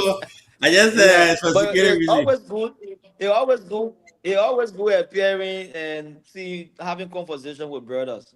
So one Yeah. of my friends, both of all met, we were discussing, say, my man, long time. This cell phone thing, sometimes we just say we talk on the phone without meeting to have that relationship, that the way we used to talk in Nima, we used to meet. And I say it's true. The only time we can do this thing, we'll go Nima. Maybe graduation, we sit down, we eat GB together, but the kind of relationship, that closeness that when you miss a friend, you go see your heart. It's not happening. Everybody just on the phone. Yeah, We laugh Facebook. about it. There people, I see dig it away, then way. Oh yeah, but we not see one. Now come on your show and see dig it. Eh? Oh, you can see the man swallowing And when I GB. come on your show, I see dig it. Hey, I saw the man doing exercise, dancing. I think DK got question for a mail. Showing before. Yeah. So, Minister, before we let you DK, go, what I are they think ask? yeah, DK, ask your question. Ask the 2 questions before we let the minister go. I mean, I one social question. I know that what I mean. What say? Contesting where? Contesting where? This the what? There's your 2. No. So you say no. I'm not contesting. I'm not contesting. You the only minister So from you Nima. see the district. You see. Mm-hmm. Go ahead. I will say what I want to say after. Yeah, go ahead. So you the only You see minister our from Nima. district. We are all related. You see, Sonic with a man. Mm-hmm. You see, Sonic with a man. We are all one family. We are one family. So every one of them in the race, somehow, I related to them. Somehow, all those that contested the past election, they are people that I'm very close to. And then in politics, don't get me wrong, in politics, you got Allah. You got people that you trust, that people that you can work with. So I'm not thinking about contesting the district. I'm not. Sometimes when we go to places to do good, say you want to contest. No, I'm not just thinking about getting a race to contest. What I think I can do, and I'm trying to build up my strength to do, is to reach out to build more sales for 2029 to be able to help the establishment. So if you see me to places, it's about the future. It's about the future. So I'm not thinking about contesting the district. If I want to contest, I might be contesting for the senatorial seat, but it's not the district seat. Mind you, I came from the student politics. I served as the president for the MAP chapter. I served as UNISA president. You know, you're an institute that you know. I have gone all that route. At this stage that I see myself, at this level that I see myself, I want to push harder. What I can do in my district, I'm a stakeholder in the district. So people count on us to make a decision. So I'm not going to say I will contest. No. I will not contest. Great. That Thank you. district, So, I will be one of the. I get question. I want to be the godfather of that district, wherein people will come to us for decision. We guard them, we mold them, guard them, we bless them, then they can have our blessing. They say tomorrow, say, he supported me. That's the kind of people we are. Mind you, you know, I'm a senior student at the PYJ University. Yes, I attended the school. He attended the school as well. But I think you're around Gion when he dropped. DK, you were in the school. You on mute, man. Yeah, go ahead. See you. DK, you on mute. You are in our school, man. You are not in our school.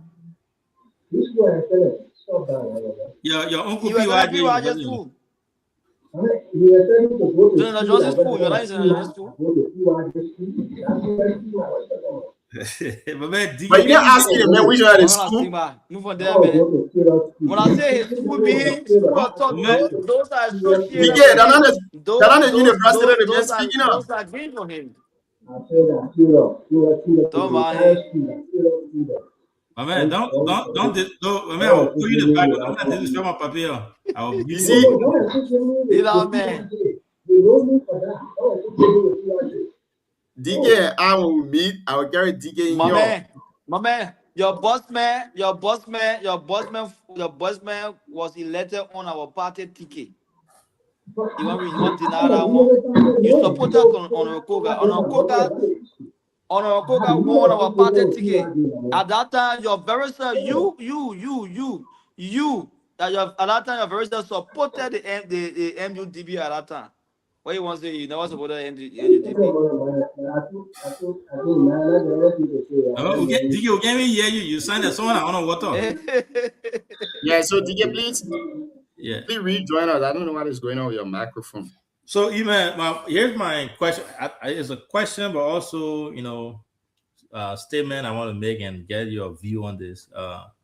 Like you've been saying over and over, you are a young man from Nima County. You are one of those leaders that all our brothers, especially the ones that are coming up, should all aspire, want to be like you. You are serving as a minister, government official.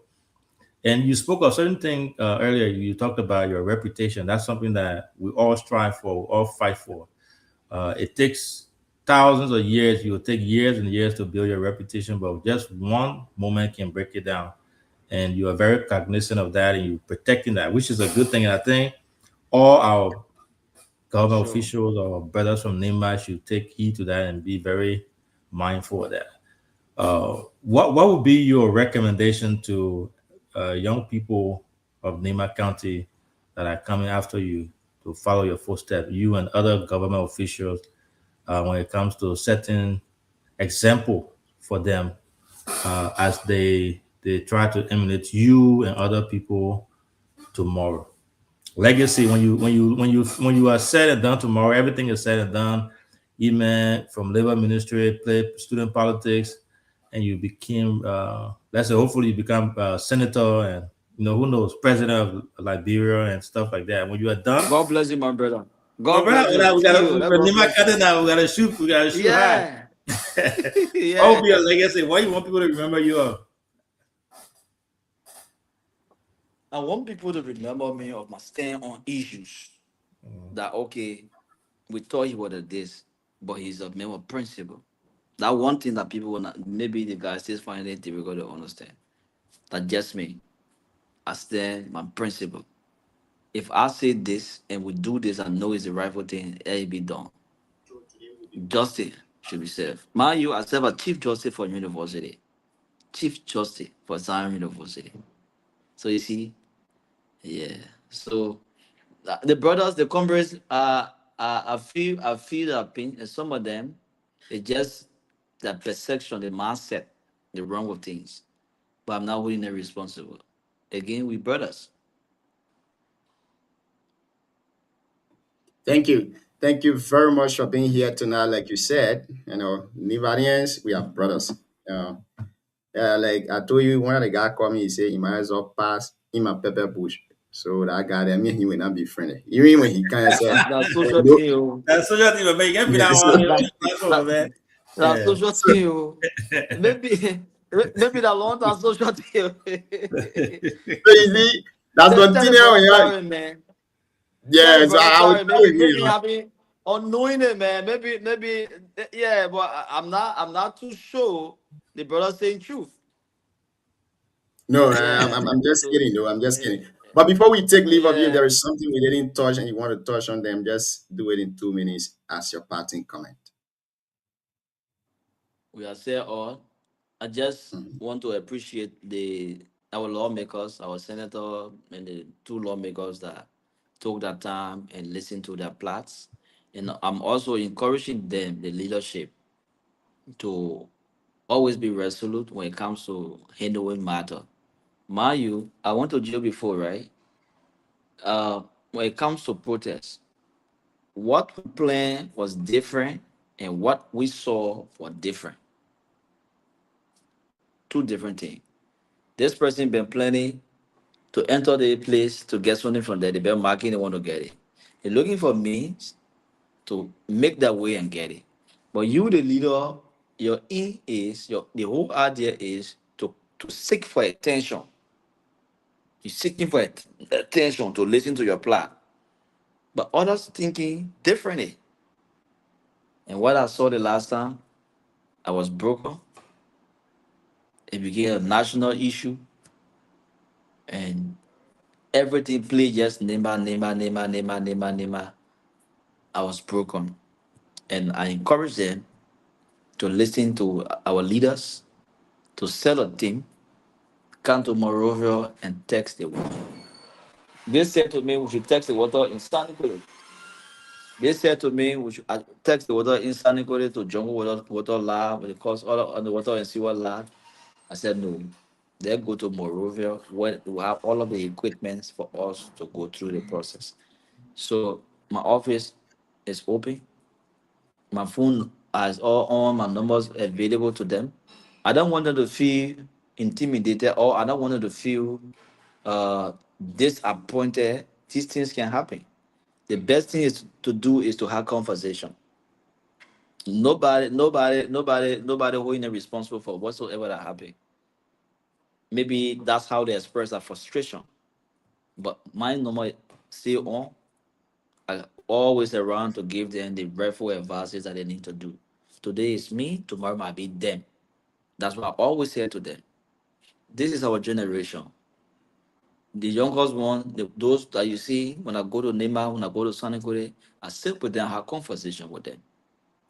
So it's not about me being Emmanuel, it's about the youthful generation.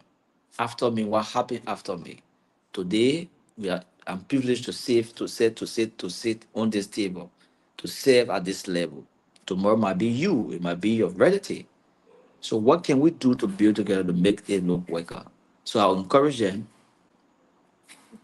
Protest should not be the best way out. They should always have ways to present their cases. That's why they have the superintendent. They have other local authority that they can look into the matter. When that's failed, you got to contact, you got to court, you got to contact attorney. These things can happen. Then you get in the street to protest. Thank you very much for being here tonight. Our result. Hopefully, we'll meet during the Alumni Association homecoming. Hopefully, I pray that will be there this time around. Sure. Like always, when you appear here, I tell you, This one Harrison, will be grand. This one will be yeah, grand. it'll be grand. It will be really grand. Mama Shelley is proud. For her promotion. It'll be grand. See you. Next year we'll invite you. Come down for our homecoming next year. It will be great. Yeah, you need to come down. You know, you need to be part of the homecoming. So, Minister, thank you for being here tonight, Chief. Yeah, DK wants this on you. DK, man, DK wants this on you. No, Emmanuel, nothing, boss man. What you want me to say? No, I thought he wants to say something because you off and on, you go off, you can't. No, the allegation that I attended PYJ school, although I know you are playing phone, so, but you know, I'm not a PYJ fan. In life and in depth, I'm not a PYJ fan. Yeah, I have my reasons, so that leave all that in. I know. Yeah. But anyway, he was my in-law, so I respect that. All right. Thank you, man. We'll stay in touch, you. brother. Mm-hmm. Okay, see you. Great. So you drinking on? So what are you drinking on, man?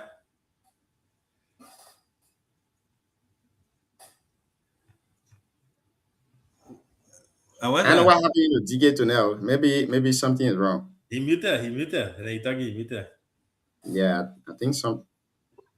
I said that root here, data root. Oh. Yeah, I won't be there good. That's good, man. Welcome to the show, man. How you doing? What you been up to? Nothing much. I came in the discussion late. And so yes, Emmanuel is a good boy. I know Emmanuel. I know Emmanuel, I think around 2008 or so. So Yes, they have been around PYJ for long, so they have to benefit from that.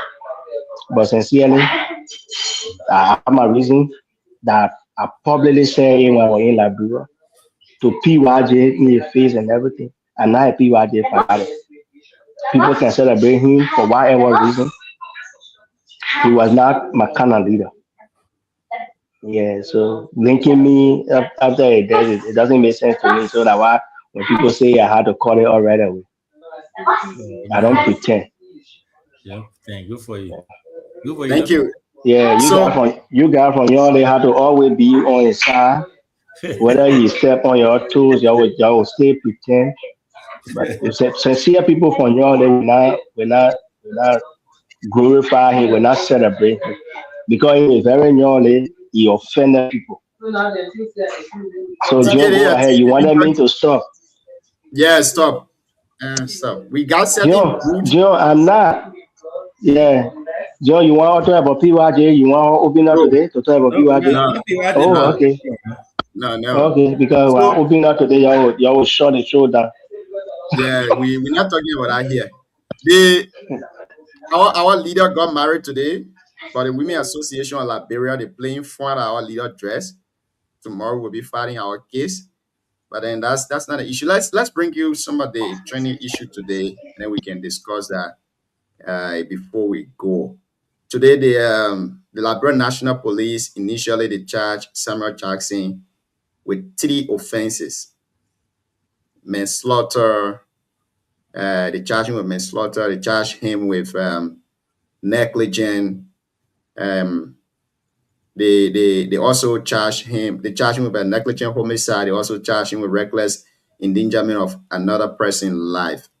Now, when he was taken to court, the court looked through those charges and they reduced them. They take out one from there. So he finally left with manslaughter and negligent homicide.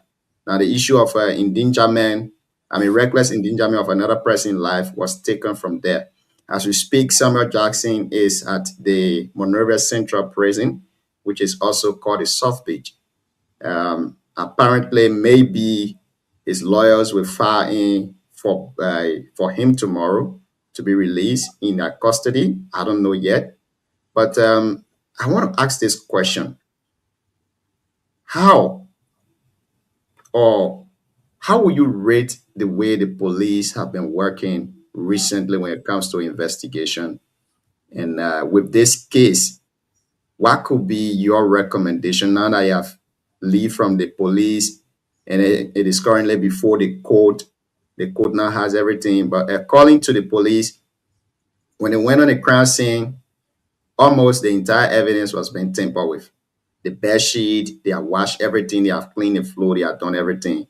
So I want to ask you, DK, and then the CEO, what could be your recommendation to the court about this particular case? And also, what other recommendation that you will make to them moving forward when it comes to these instances? So can I go first? Yeah. Since okay, so you guys are hearing me better now.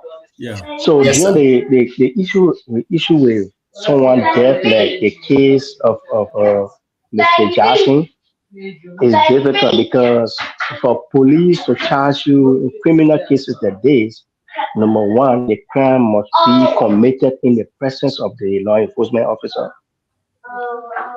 Then they will have people charge you, or there should be formal complaint or a link to the commission of the crime. So when those things don't happen and there's a twist to believe that a crime has been committed, then you have to be careful in collecting your evidence that you think the person will be convicted through the pieces of evidence that you have collected. Now, the last time I said there was a legal term called corpus delicti. Mm-hmm. I think it's the fruit of the crime, something like that. I can't get a definition, but it's a physical evidence that something criminally had occurred and that somebody had died in her case. Now, what was difficult that police could not charge him for murder is there should be physical evidence. Like in the case I said, they have watched the place. So the police could not find physical evidence because the person, the thing happened in their home. Police got to know that the person already from she had died from the hospital all the way to funeral home. So when the police got involved, they could not actually locate physical evidence. So then now you have to be careful when you're investigating that to go to the negligent homicide, manslaughter, and all the other charges that is labeled against him because negligent homicide, there was a case before when I was in school in Liberia that this guy, it was very unfortunate. This guy dropped a case at school in his car. Mhm. He didn't know that one of the child was behind the car. Oh, yeah. And he reversed, hit that car. The child didn't die there on the scene, but the child later died at the hospital. Government charged him for negligent homicide because he didn't mean it, but he didn't check his surrounding. Mhm. So there are some things that it will not be intentional, but because you didn't do due diligence, most especially when it comes to the loss of life. So the only thing I don't understand that I think we need to carefully review is maybe because it's not murder, he can be released to a lawyer, that he might not be in jail throughout the process. But if the police, with all the investigation that led to autopsy, is the autopsy clearly states that she died because of whatever bleeding or she fell, and this because if the lady really fell, whether by herself in the bathroom, that the hospital king saw him there, what is true that you're rushing her to the hospital and everything, you should have informed law enforcement officer. Your ability to not give you proper information and you are presenting different things to the public is still negligence. Yes, it will still be negligence, but again, you have to prove it. You have to be proven in court, and you have to really provide evidence, testimony, and everything to link it. It's very unfortunate the loss of life in any country. The state cannot take it lightly. The state cannot take it lightly. Let's say any crowd, any theft that is actually like somebody lost in their life, the state should not take it lightly. So I guess people were saying, oh, the police were delaying. I think sometimes you just have to be careful in the collections of the evidence. That big case that they so that you can't tell because the government is putting a lot of resources in that. So A lot DK, of resources in that. you are CJ man. You guys know all the investigative procedure and all of that. Why you think that the police couldn't charge Samuel Jackson with murder, and they went on to charge him with negligent homicide, manslaughter, and But reckless yeah, medical. I just explain it to you. Even in your first question, you said when the police got there, the crime scene was already temporary. Yeah. Now, for murder, for a crime to constitute a murder, there should be physical evidence. Mhm. Whether the person was that was gunshot, there should be the gun available. If somebody hit you with stick before you die, the stick and everything should be available on the crime scene. That's why I said the corpus delicti should be present. When it's not present, then you have to go beyond how the person died. Now, if going beyond will be proven through autopsy like they did, then instead of saying murder, then it can be murder because you don't have anything physical besides medical report that will tell you that the person died as the result of this. Because murder is high, you can't go up high, then it's being dismissed. You see, like you said, the charges they drop one. What the police do is police only charge. Now, when you get to court, the county attorney and all the state prosecutor now will say, okay, when we say murder or when we say reckless, this one, we will lose the case. When we go with these charges, we can prove it with what we have that is available to us. Because I don't care what you do, you need to have the evidence to convict. Anything beyond evidence, the state will lose the case. Like again, like I was saying the last time, if the state is not careful, the procedure Yeah. in collecting the evidence, I don't care whether it's murder or not, the person will be acquitted because you didn't follow the change of command.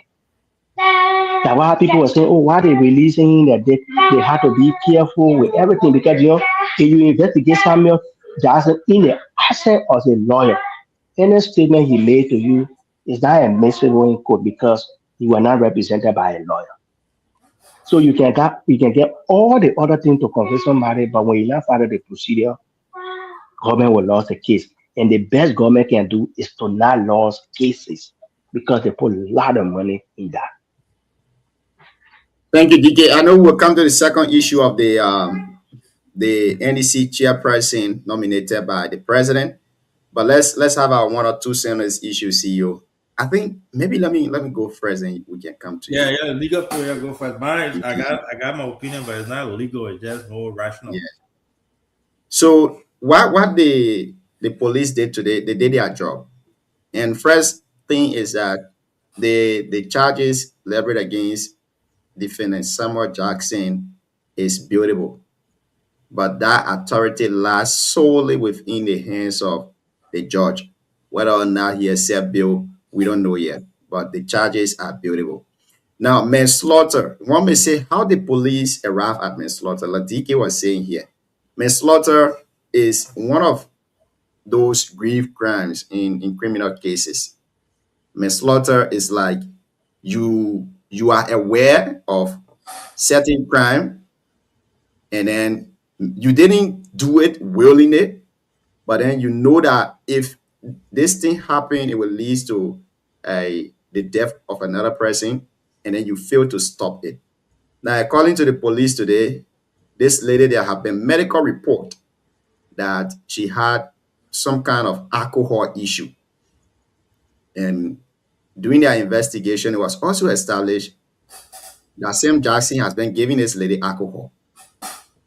So definitely, if it was the alcohol that led her to drop, it means Sam Jackson, the duty of care that he's supposed to have between him and his late wife, it was not there. So definitely, they charged Sam with manslaughter in that case. And several other reasons could lead to the police charging him with manslaughter and not murder.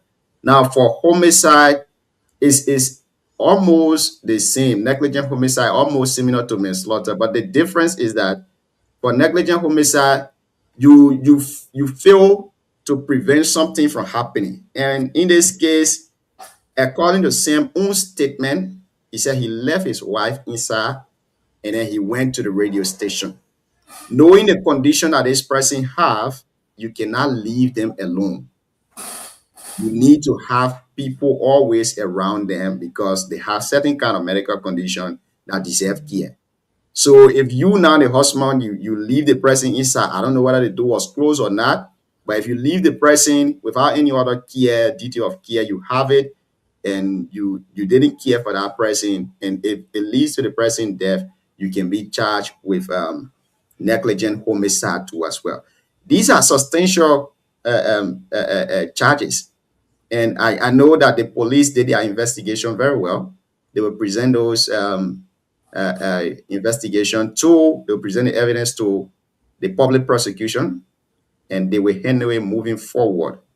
And another thing that will be established along the way while the trial is ongoing is, one, they will have to ask whether Samuel Jackson have ever committed such a crime before, or has he been charged with similar crime before.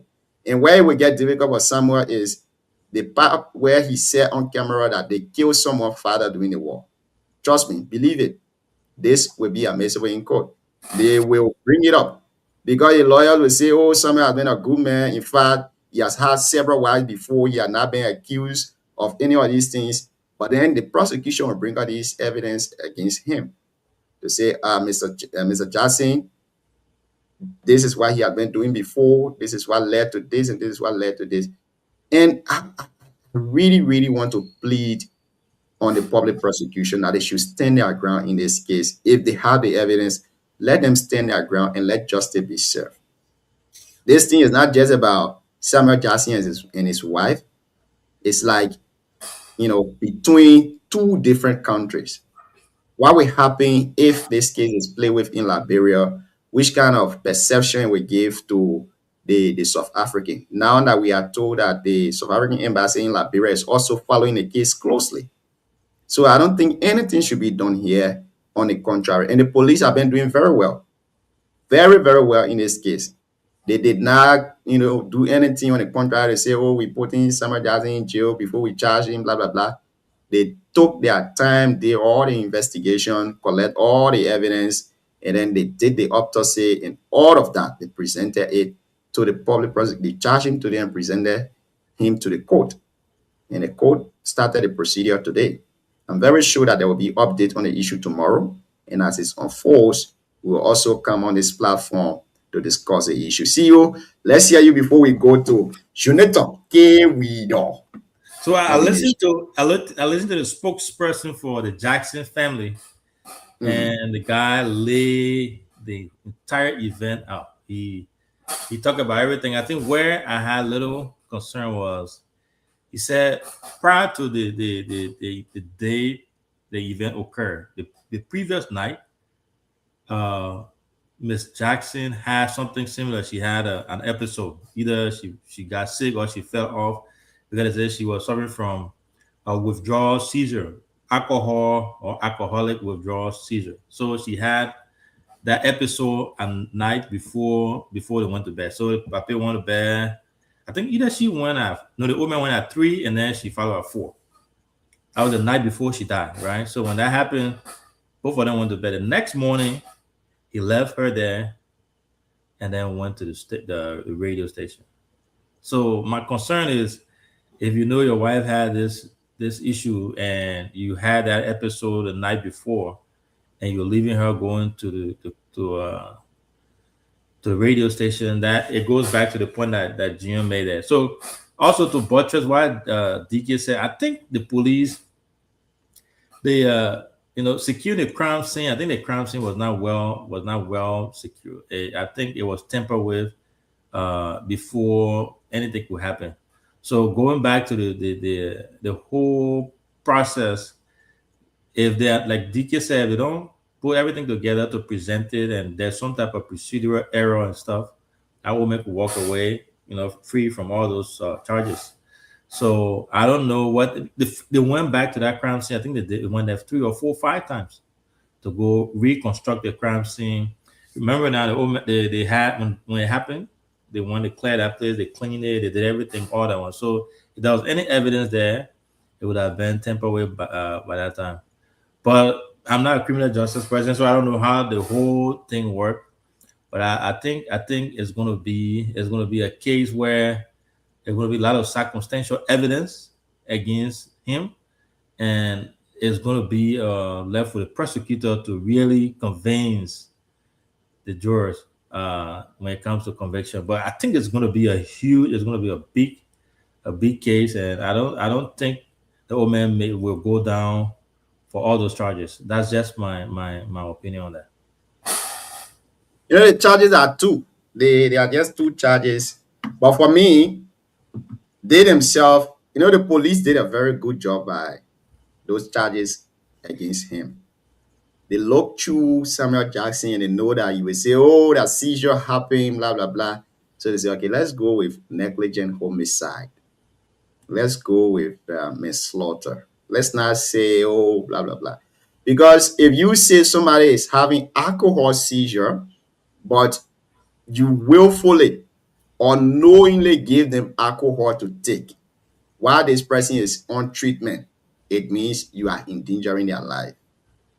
So there is no way that you will walk away from that. You, as the husband, there is something in law called duty of care. Now, the duty of care is between you, your wife, and your children. You have the responsibility to take care of them if something is going wrong. So if you know your wife is sick and she's not supposed to do certain things, and you go there, you witness that thing happening, it means you'll be held responsible of the outcome. So the police did a very good job with the charges, and I know the prosecution too will do their job. But I think it can be established now that the issue of domestic violence was not there. Maybe the negligent homicide too, maybe the police thought that he pushed her on the ground and something happened to her. I don't know. There could be so many reasons why someone would be charged for negligent homicide. But I'm taking one instant into consideration. The fact that he knows his wife is having alcohol seizure, but he watched her drinking alcohol, or he gave her alcohol to drink. It means he endangered her life at that point in time. So they are right to charge him with manslaughter. They are right to charge him with negligent homicide. Now, DK, yesterday the president you supported, the man you vouched for, that you say, yes, this man can lead the Liberian people. He can bring good things to Liberia.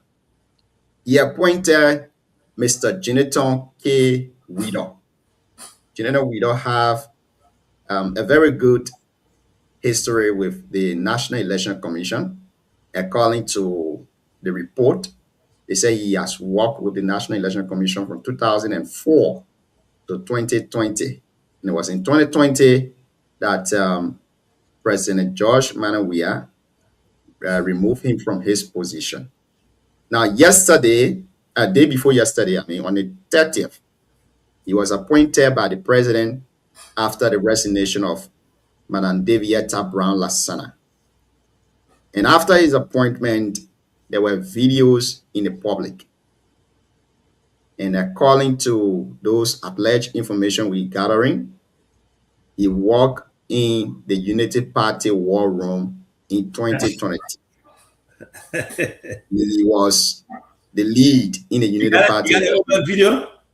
Yeah, I got a video here. So maybe we'll play for DK. Yeah, play for DK. There have been concern from so many people, DK. Even myself here, I have concern. The Alternative National Congress, they themselves too, they release a report. The CMC released a report. The newly established and PLP to also release a report today about the issue. Everybody expressing concern. PLP wrote the United States Embassy. They say the appointment of Jonathan Widow, it will bring problem in our democratic process in Liberia. He said Jonathan Widow worked with the Unity Party before, so he cannot be appointed. Now, what say you on this? What I'm trying to get the video. Do you think the Senate should confirm Jonathan Widow as the new National Election Commissioner, the chairperson? Do you think they should confirm him? Yeah, I don't work for the Senate. I don't know what the Senate judge. Now, we gathering yeah, opinion. So I come into your thing now. I come into your thing. So Jonathan will be confirmed. Mr. Widow will be confirmed. Nobody is questioning the whole thing about Mr. Widow. Nobody is questioning his qualification. So when you work with Radio Nima before. So you're not supposed to work for BKS? No, it's not the issue. No. You asked me. You work for. No, but you work for Radio two Nima different before. examples you setting now. You're saying two different things. NEC and politics don't mix. NEC and politics don't. Yeah, done. So let me hold you there, right? So the NEC and politics don't mix in the Constitution. You know, they say the way Musa berated a political leader for CNC, for example, people Musa. If they appoint Musa today, before Musa go to a confirmation hearing, he must resign for a political party. That's what the Constitution says.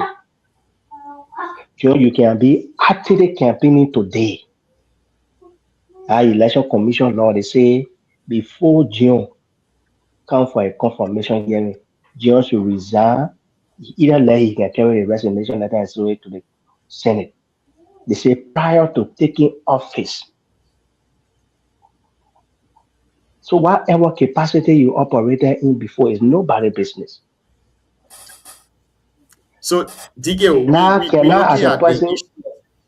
No, but what law has the president and Senator violated? No, it's not about violation of laws. We're speaking of our peace and security here. Do But you think Jonathan will be fair in this charge? Now let me ask you this. Do you think Jonathan will be fair in this charge? Jonathan was on the election commission. He was co-chair for the election commission when George Weah won. When George Weah defeated CEC. Yes. So then what's the issue? No, the issue now is that he's no longer a co-chair. And when he was co-chair by that time, he was now with the Unity Party. He was not seen in the UP war room. But at this point in time, in 2023, he was one of those working in the Unity Party war room. And then he's been appointed. So, John, he was working in Unity Party war room as well. A private citizen, right? No, as an ally to the Unity Party. That's the information that we get. But he was private citizen. He was not working there as in a capacity as next person, right? He was a private citizen that affiliated with Unity Party back then. So no private citizen supposed to work in anybody war room. No, DK, I think you're doing a defense one side here tonight, DK. No, but my argument, listen to me. My argument with Jonathan. If I were the president, yes, my argument, I said it the last time. If I were the president, I was going to appoint a young person in that role. That's me. But the entire argument about Mr. Widow, that because he was in Unity Party war room at days, John, it's not an argument. And let me tell you, this debate that you hear people raising, the Unity Party was raising, it didn't hold water. When the lady who is the current co-chair, who contested on CDC ticket in Rivers State was appointed, President Blacker and everybody raised the same concern. It didn't do anything because there was no violation. No, but DK, let me come in there. The argument is not about the violation, legal violation. The argument is not about his qualification. The argument is about the optics, the fact that this man is aligned with Unity Party. He was in a war room, someone that is obviously a Barca person who pays loyalty to Unity Party. And DK, let's be honest to ourselves now. We're talking about election in Liberia. We're talking about the whole country election. You know that role is a very crucial role. Do you think in yourself that when this man becomes the commissioner for that, and this is not assistant commissioner, but we are the commissioner, the main man, there's no way you can divorce it from Unity Party. And let's be honest with ourselves. That man goes there and he called the election result. 1 second, he called the election result. Even in favor of Unity Party, and the numbers are right, where if Unity Party wins correctly, there will always be that doubt that this man has the alignment with Unity Party, and the optics don't look good. Morally, don't look good. Nobody care for your doubt. Nobody care for your doubt. When there is cheating, we say there is cheating. But when there's no cheating, you just see because the person affiliated with Unity Party before, and because you will do this, does the election commissioner work on the field? No. Does the election commissioner work on the field like to say he to the fishing center in Tiapobriale? No. You are just the administrator head. When the election commissioner is reading the election result, for Tadashi from across the polling precinct, that all the commissioners and all other observers are sitting and monitoring everything, tallying it. I just feel that this is just the regular Liberian politics that we need to play all the time. I listen to everything. Like I said, in my opinion, there is nobody. So let's see who you wanted to be election commission. So before because I answer you, the appointment is at the will and pleasure of the president. We get the will and pleasure of the president, we say, don't matter. Let me play you this video first, DK. We'll come back. District of Georgia, they swept the district of Bonjama, and swept the district of Kolahu. The only contest is in Foya, the flag bearer who. where the difference is about 3,000 difference between the both parties. That is it. In Bond County, which is another populated county, UP and CDC are at the top, neck to neck. It is assumed that at the end of the day, when all the districts are came and the precincts are reported, UP will have a slight lead, according to the statistics we have. In the county of Bassa, UP and CDC are at the top in Grand Bassa. And in the county of Bomi, UP won a clear victory of more than 80% of the vote. In Cape Mount was the same. In the western county of Bapolo, UP has a clear lead, a comfortable lead in Bapolo. That is it. With more than 90% of the record of count, the 5,890 record of count across all the centers in Liberia available, 90% of it with the UPL line. It is clear that the UPL line will win a one-round victory. That's the statistics we have. So on the overall, sir. Well, now, DK, this is it. And I want to ask you this question. Vote of politics, in your honest opinion, the law is not there, we agree. Following Liberia political track, do you think Mr. Jonathan K. Widow will exercise his duty with fairness? John, Jonathan was speaking at UP headquarters for his sources, for his evidence for what the party was telling. What United Party was telling, what number they have. Jonathan will be speaking of what the National Election Commission has. You know, my argument, I say all that thing, I say, not making sense. It's a regular Liberian politics. When there's a law that prohibits this, it will make sense to me. When there's a look, so the United Party war room. Hold on. John, Widow was part of the United Party Elder Council because he and Fumoya have knowledge about elections. That's why they were given. But the United Party war room was held by Dr. Luther, the current agriculture minister. Before Amara Kone, everybody joined later. He was in the head, but you need veterans there who have managed election matter before to be in the room to about that. While he and Jane Fumoya were standing there, and everybody was giving their political view. The video you go there, Eugene Nangbe, everybody. The video came about when Eugene Nangbe there. Do you remember the blue plastic? That they took blue plastic and said that the Tadashi, that all the CDC were coming with. CDC and Eugene Nangbe there, everybody said they have won the election. So United Party on the other side with people that have experience in election matter had to come and counter CDC propaganda about the election result. Is Jonathan Widow the favorite for me? No.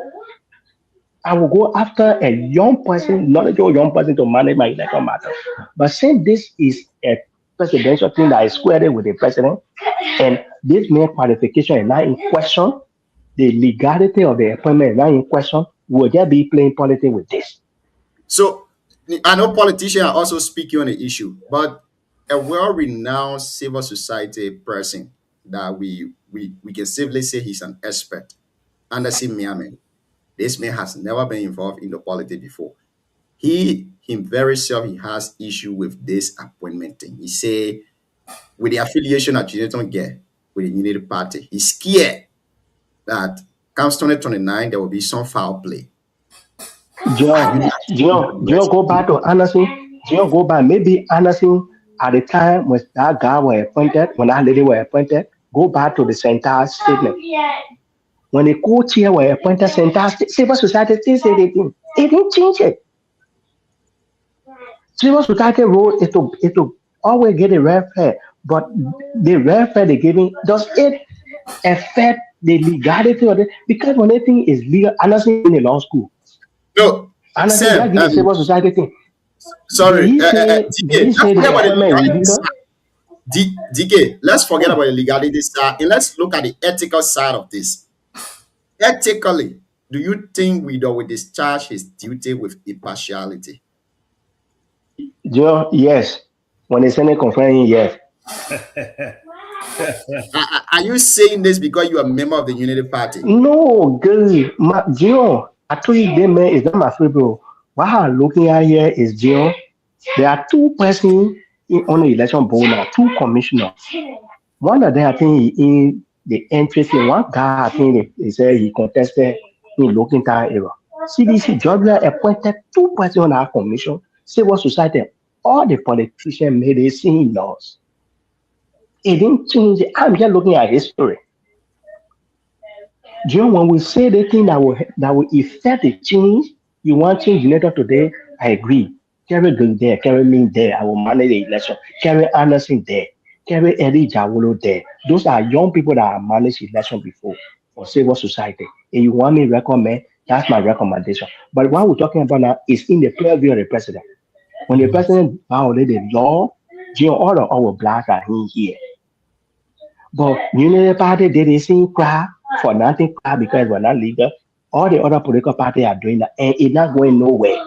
This is the regular Liberia thing. And you want me to tell you, they think after they make confirmation with that, they had the same thing with Kokoya. When President Johnson Murray was appointed, you know that President Johnson Murray was for Action Party. Immediately after the 2005 election, Ellen appointed her to Justice Minister. So they think it's a regular Liberia thing. One is that, I want you are a lawyer. Let's challenge the thing to the Supreme Court tomorrow. Let Supreme Court rule on this matter.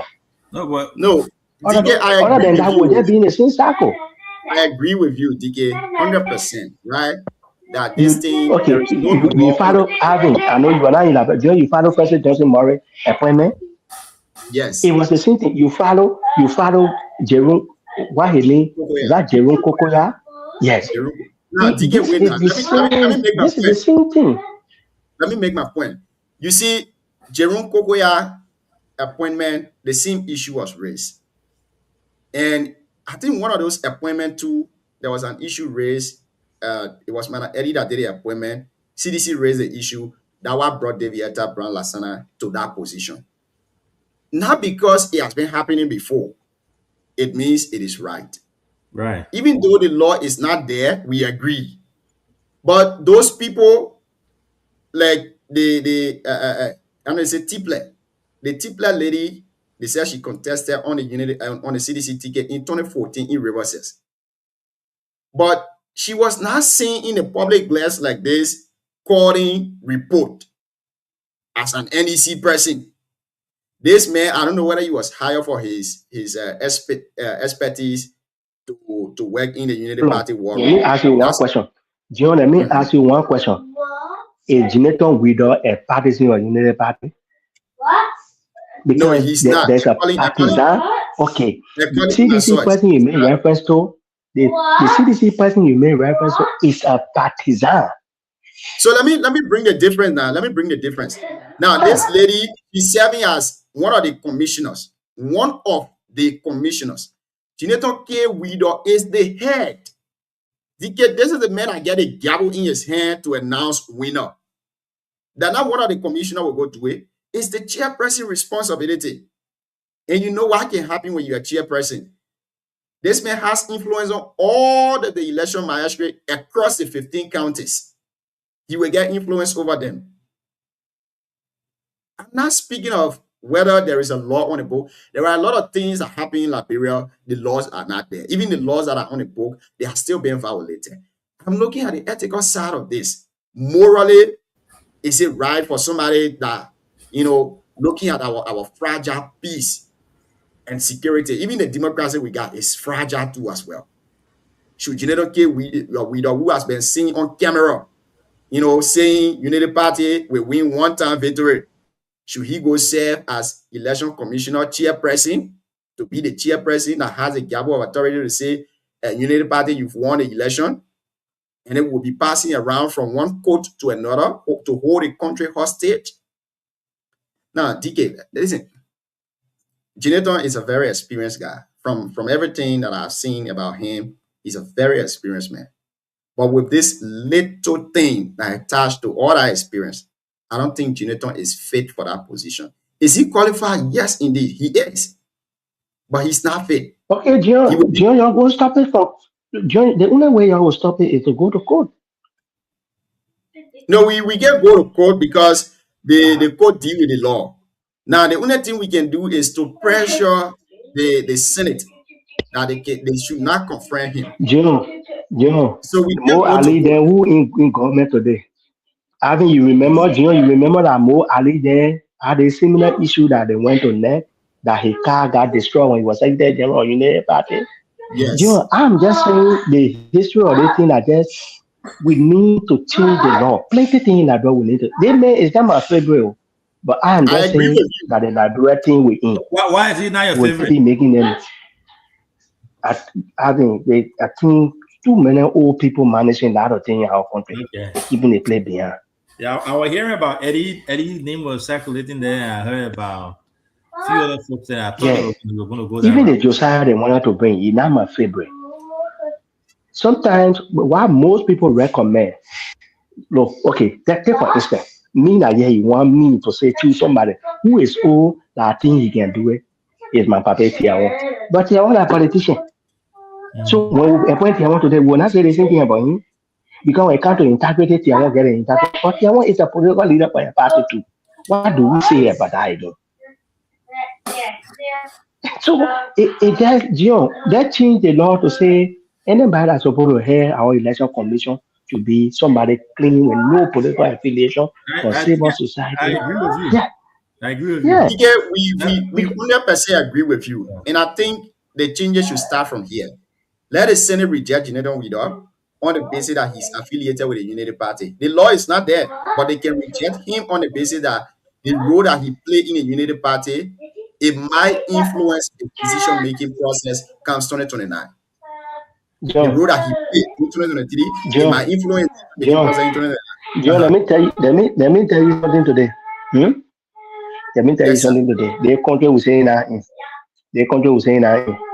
They got one black woman, very educated on the Supreme Court bench.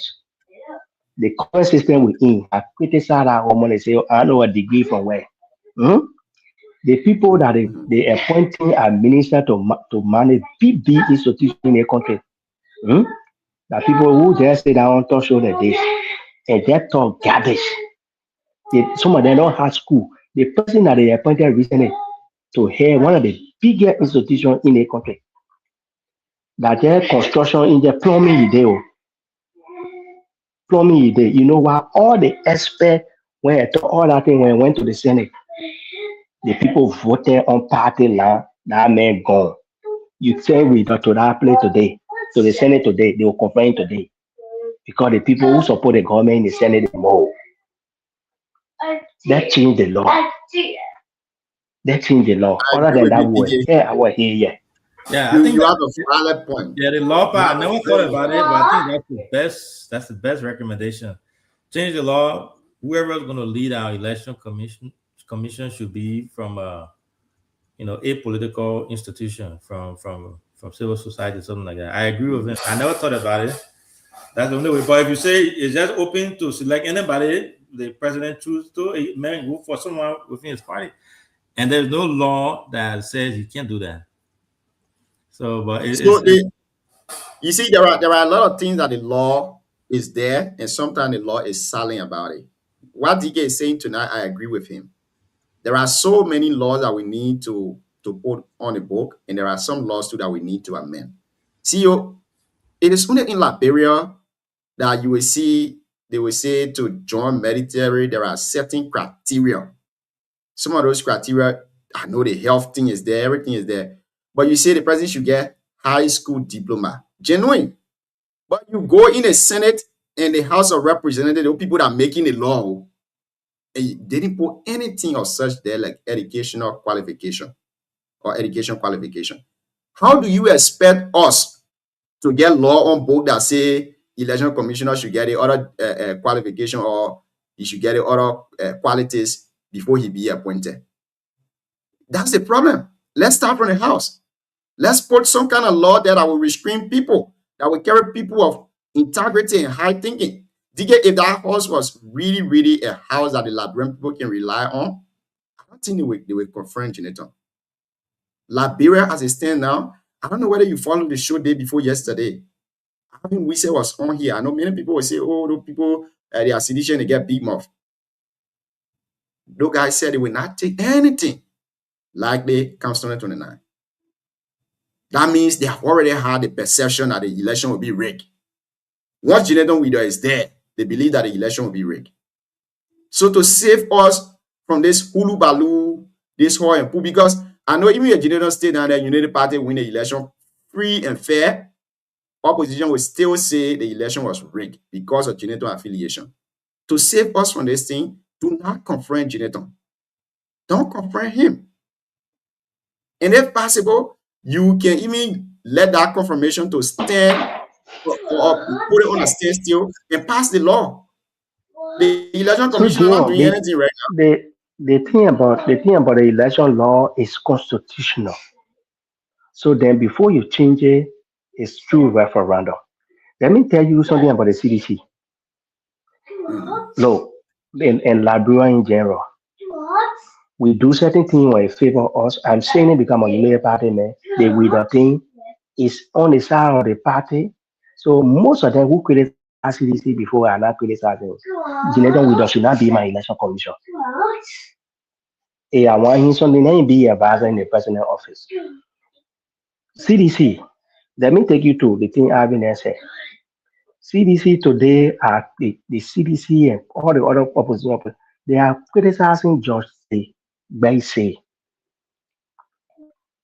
Oh, the Supreme Court he taking instruction from the president.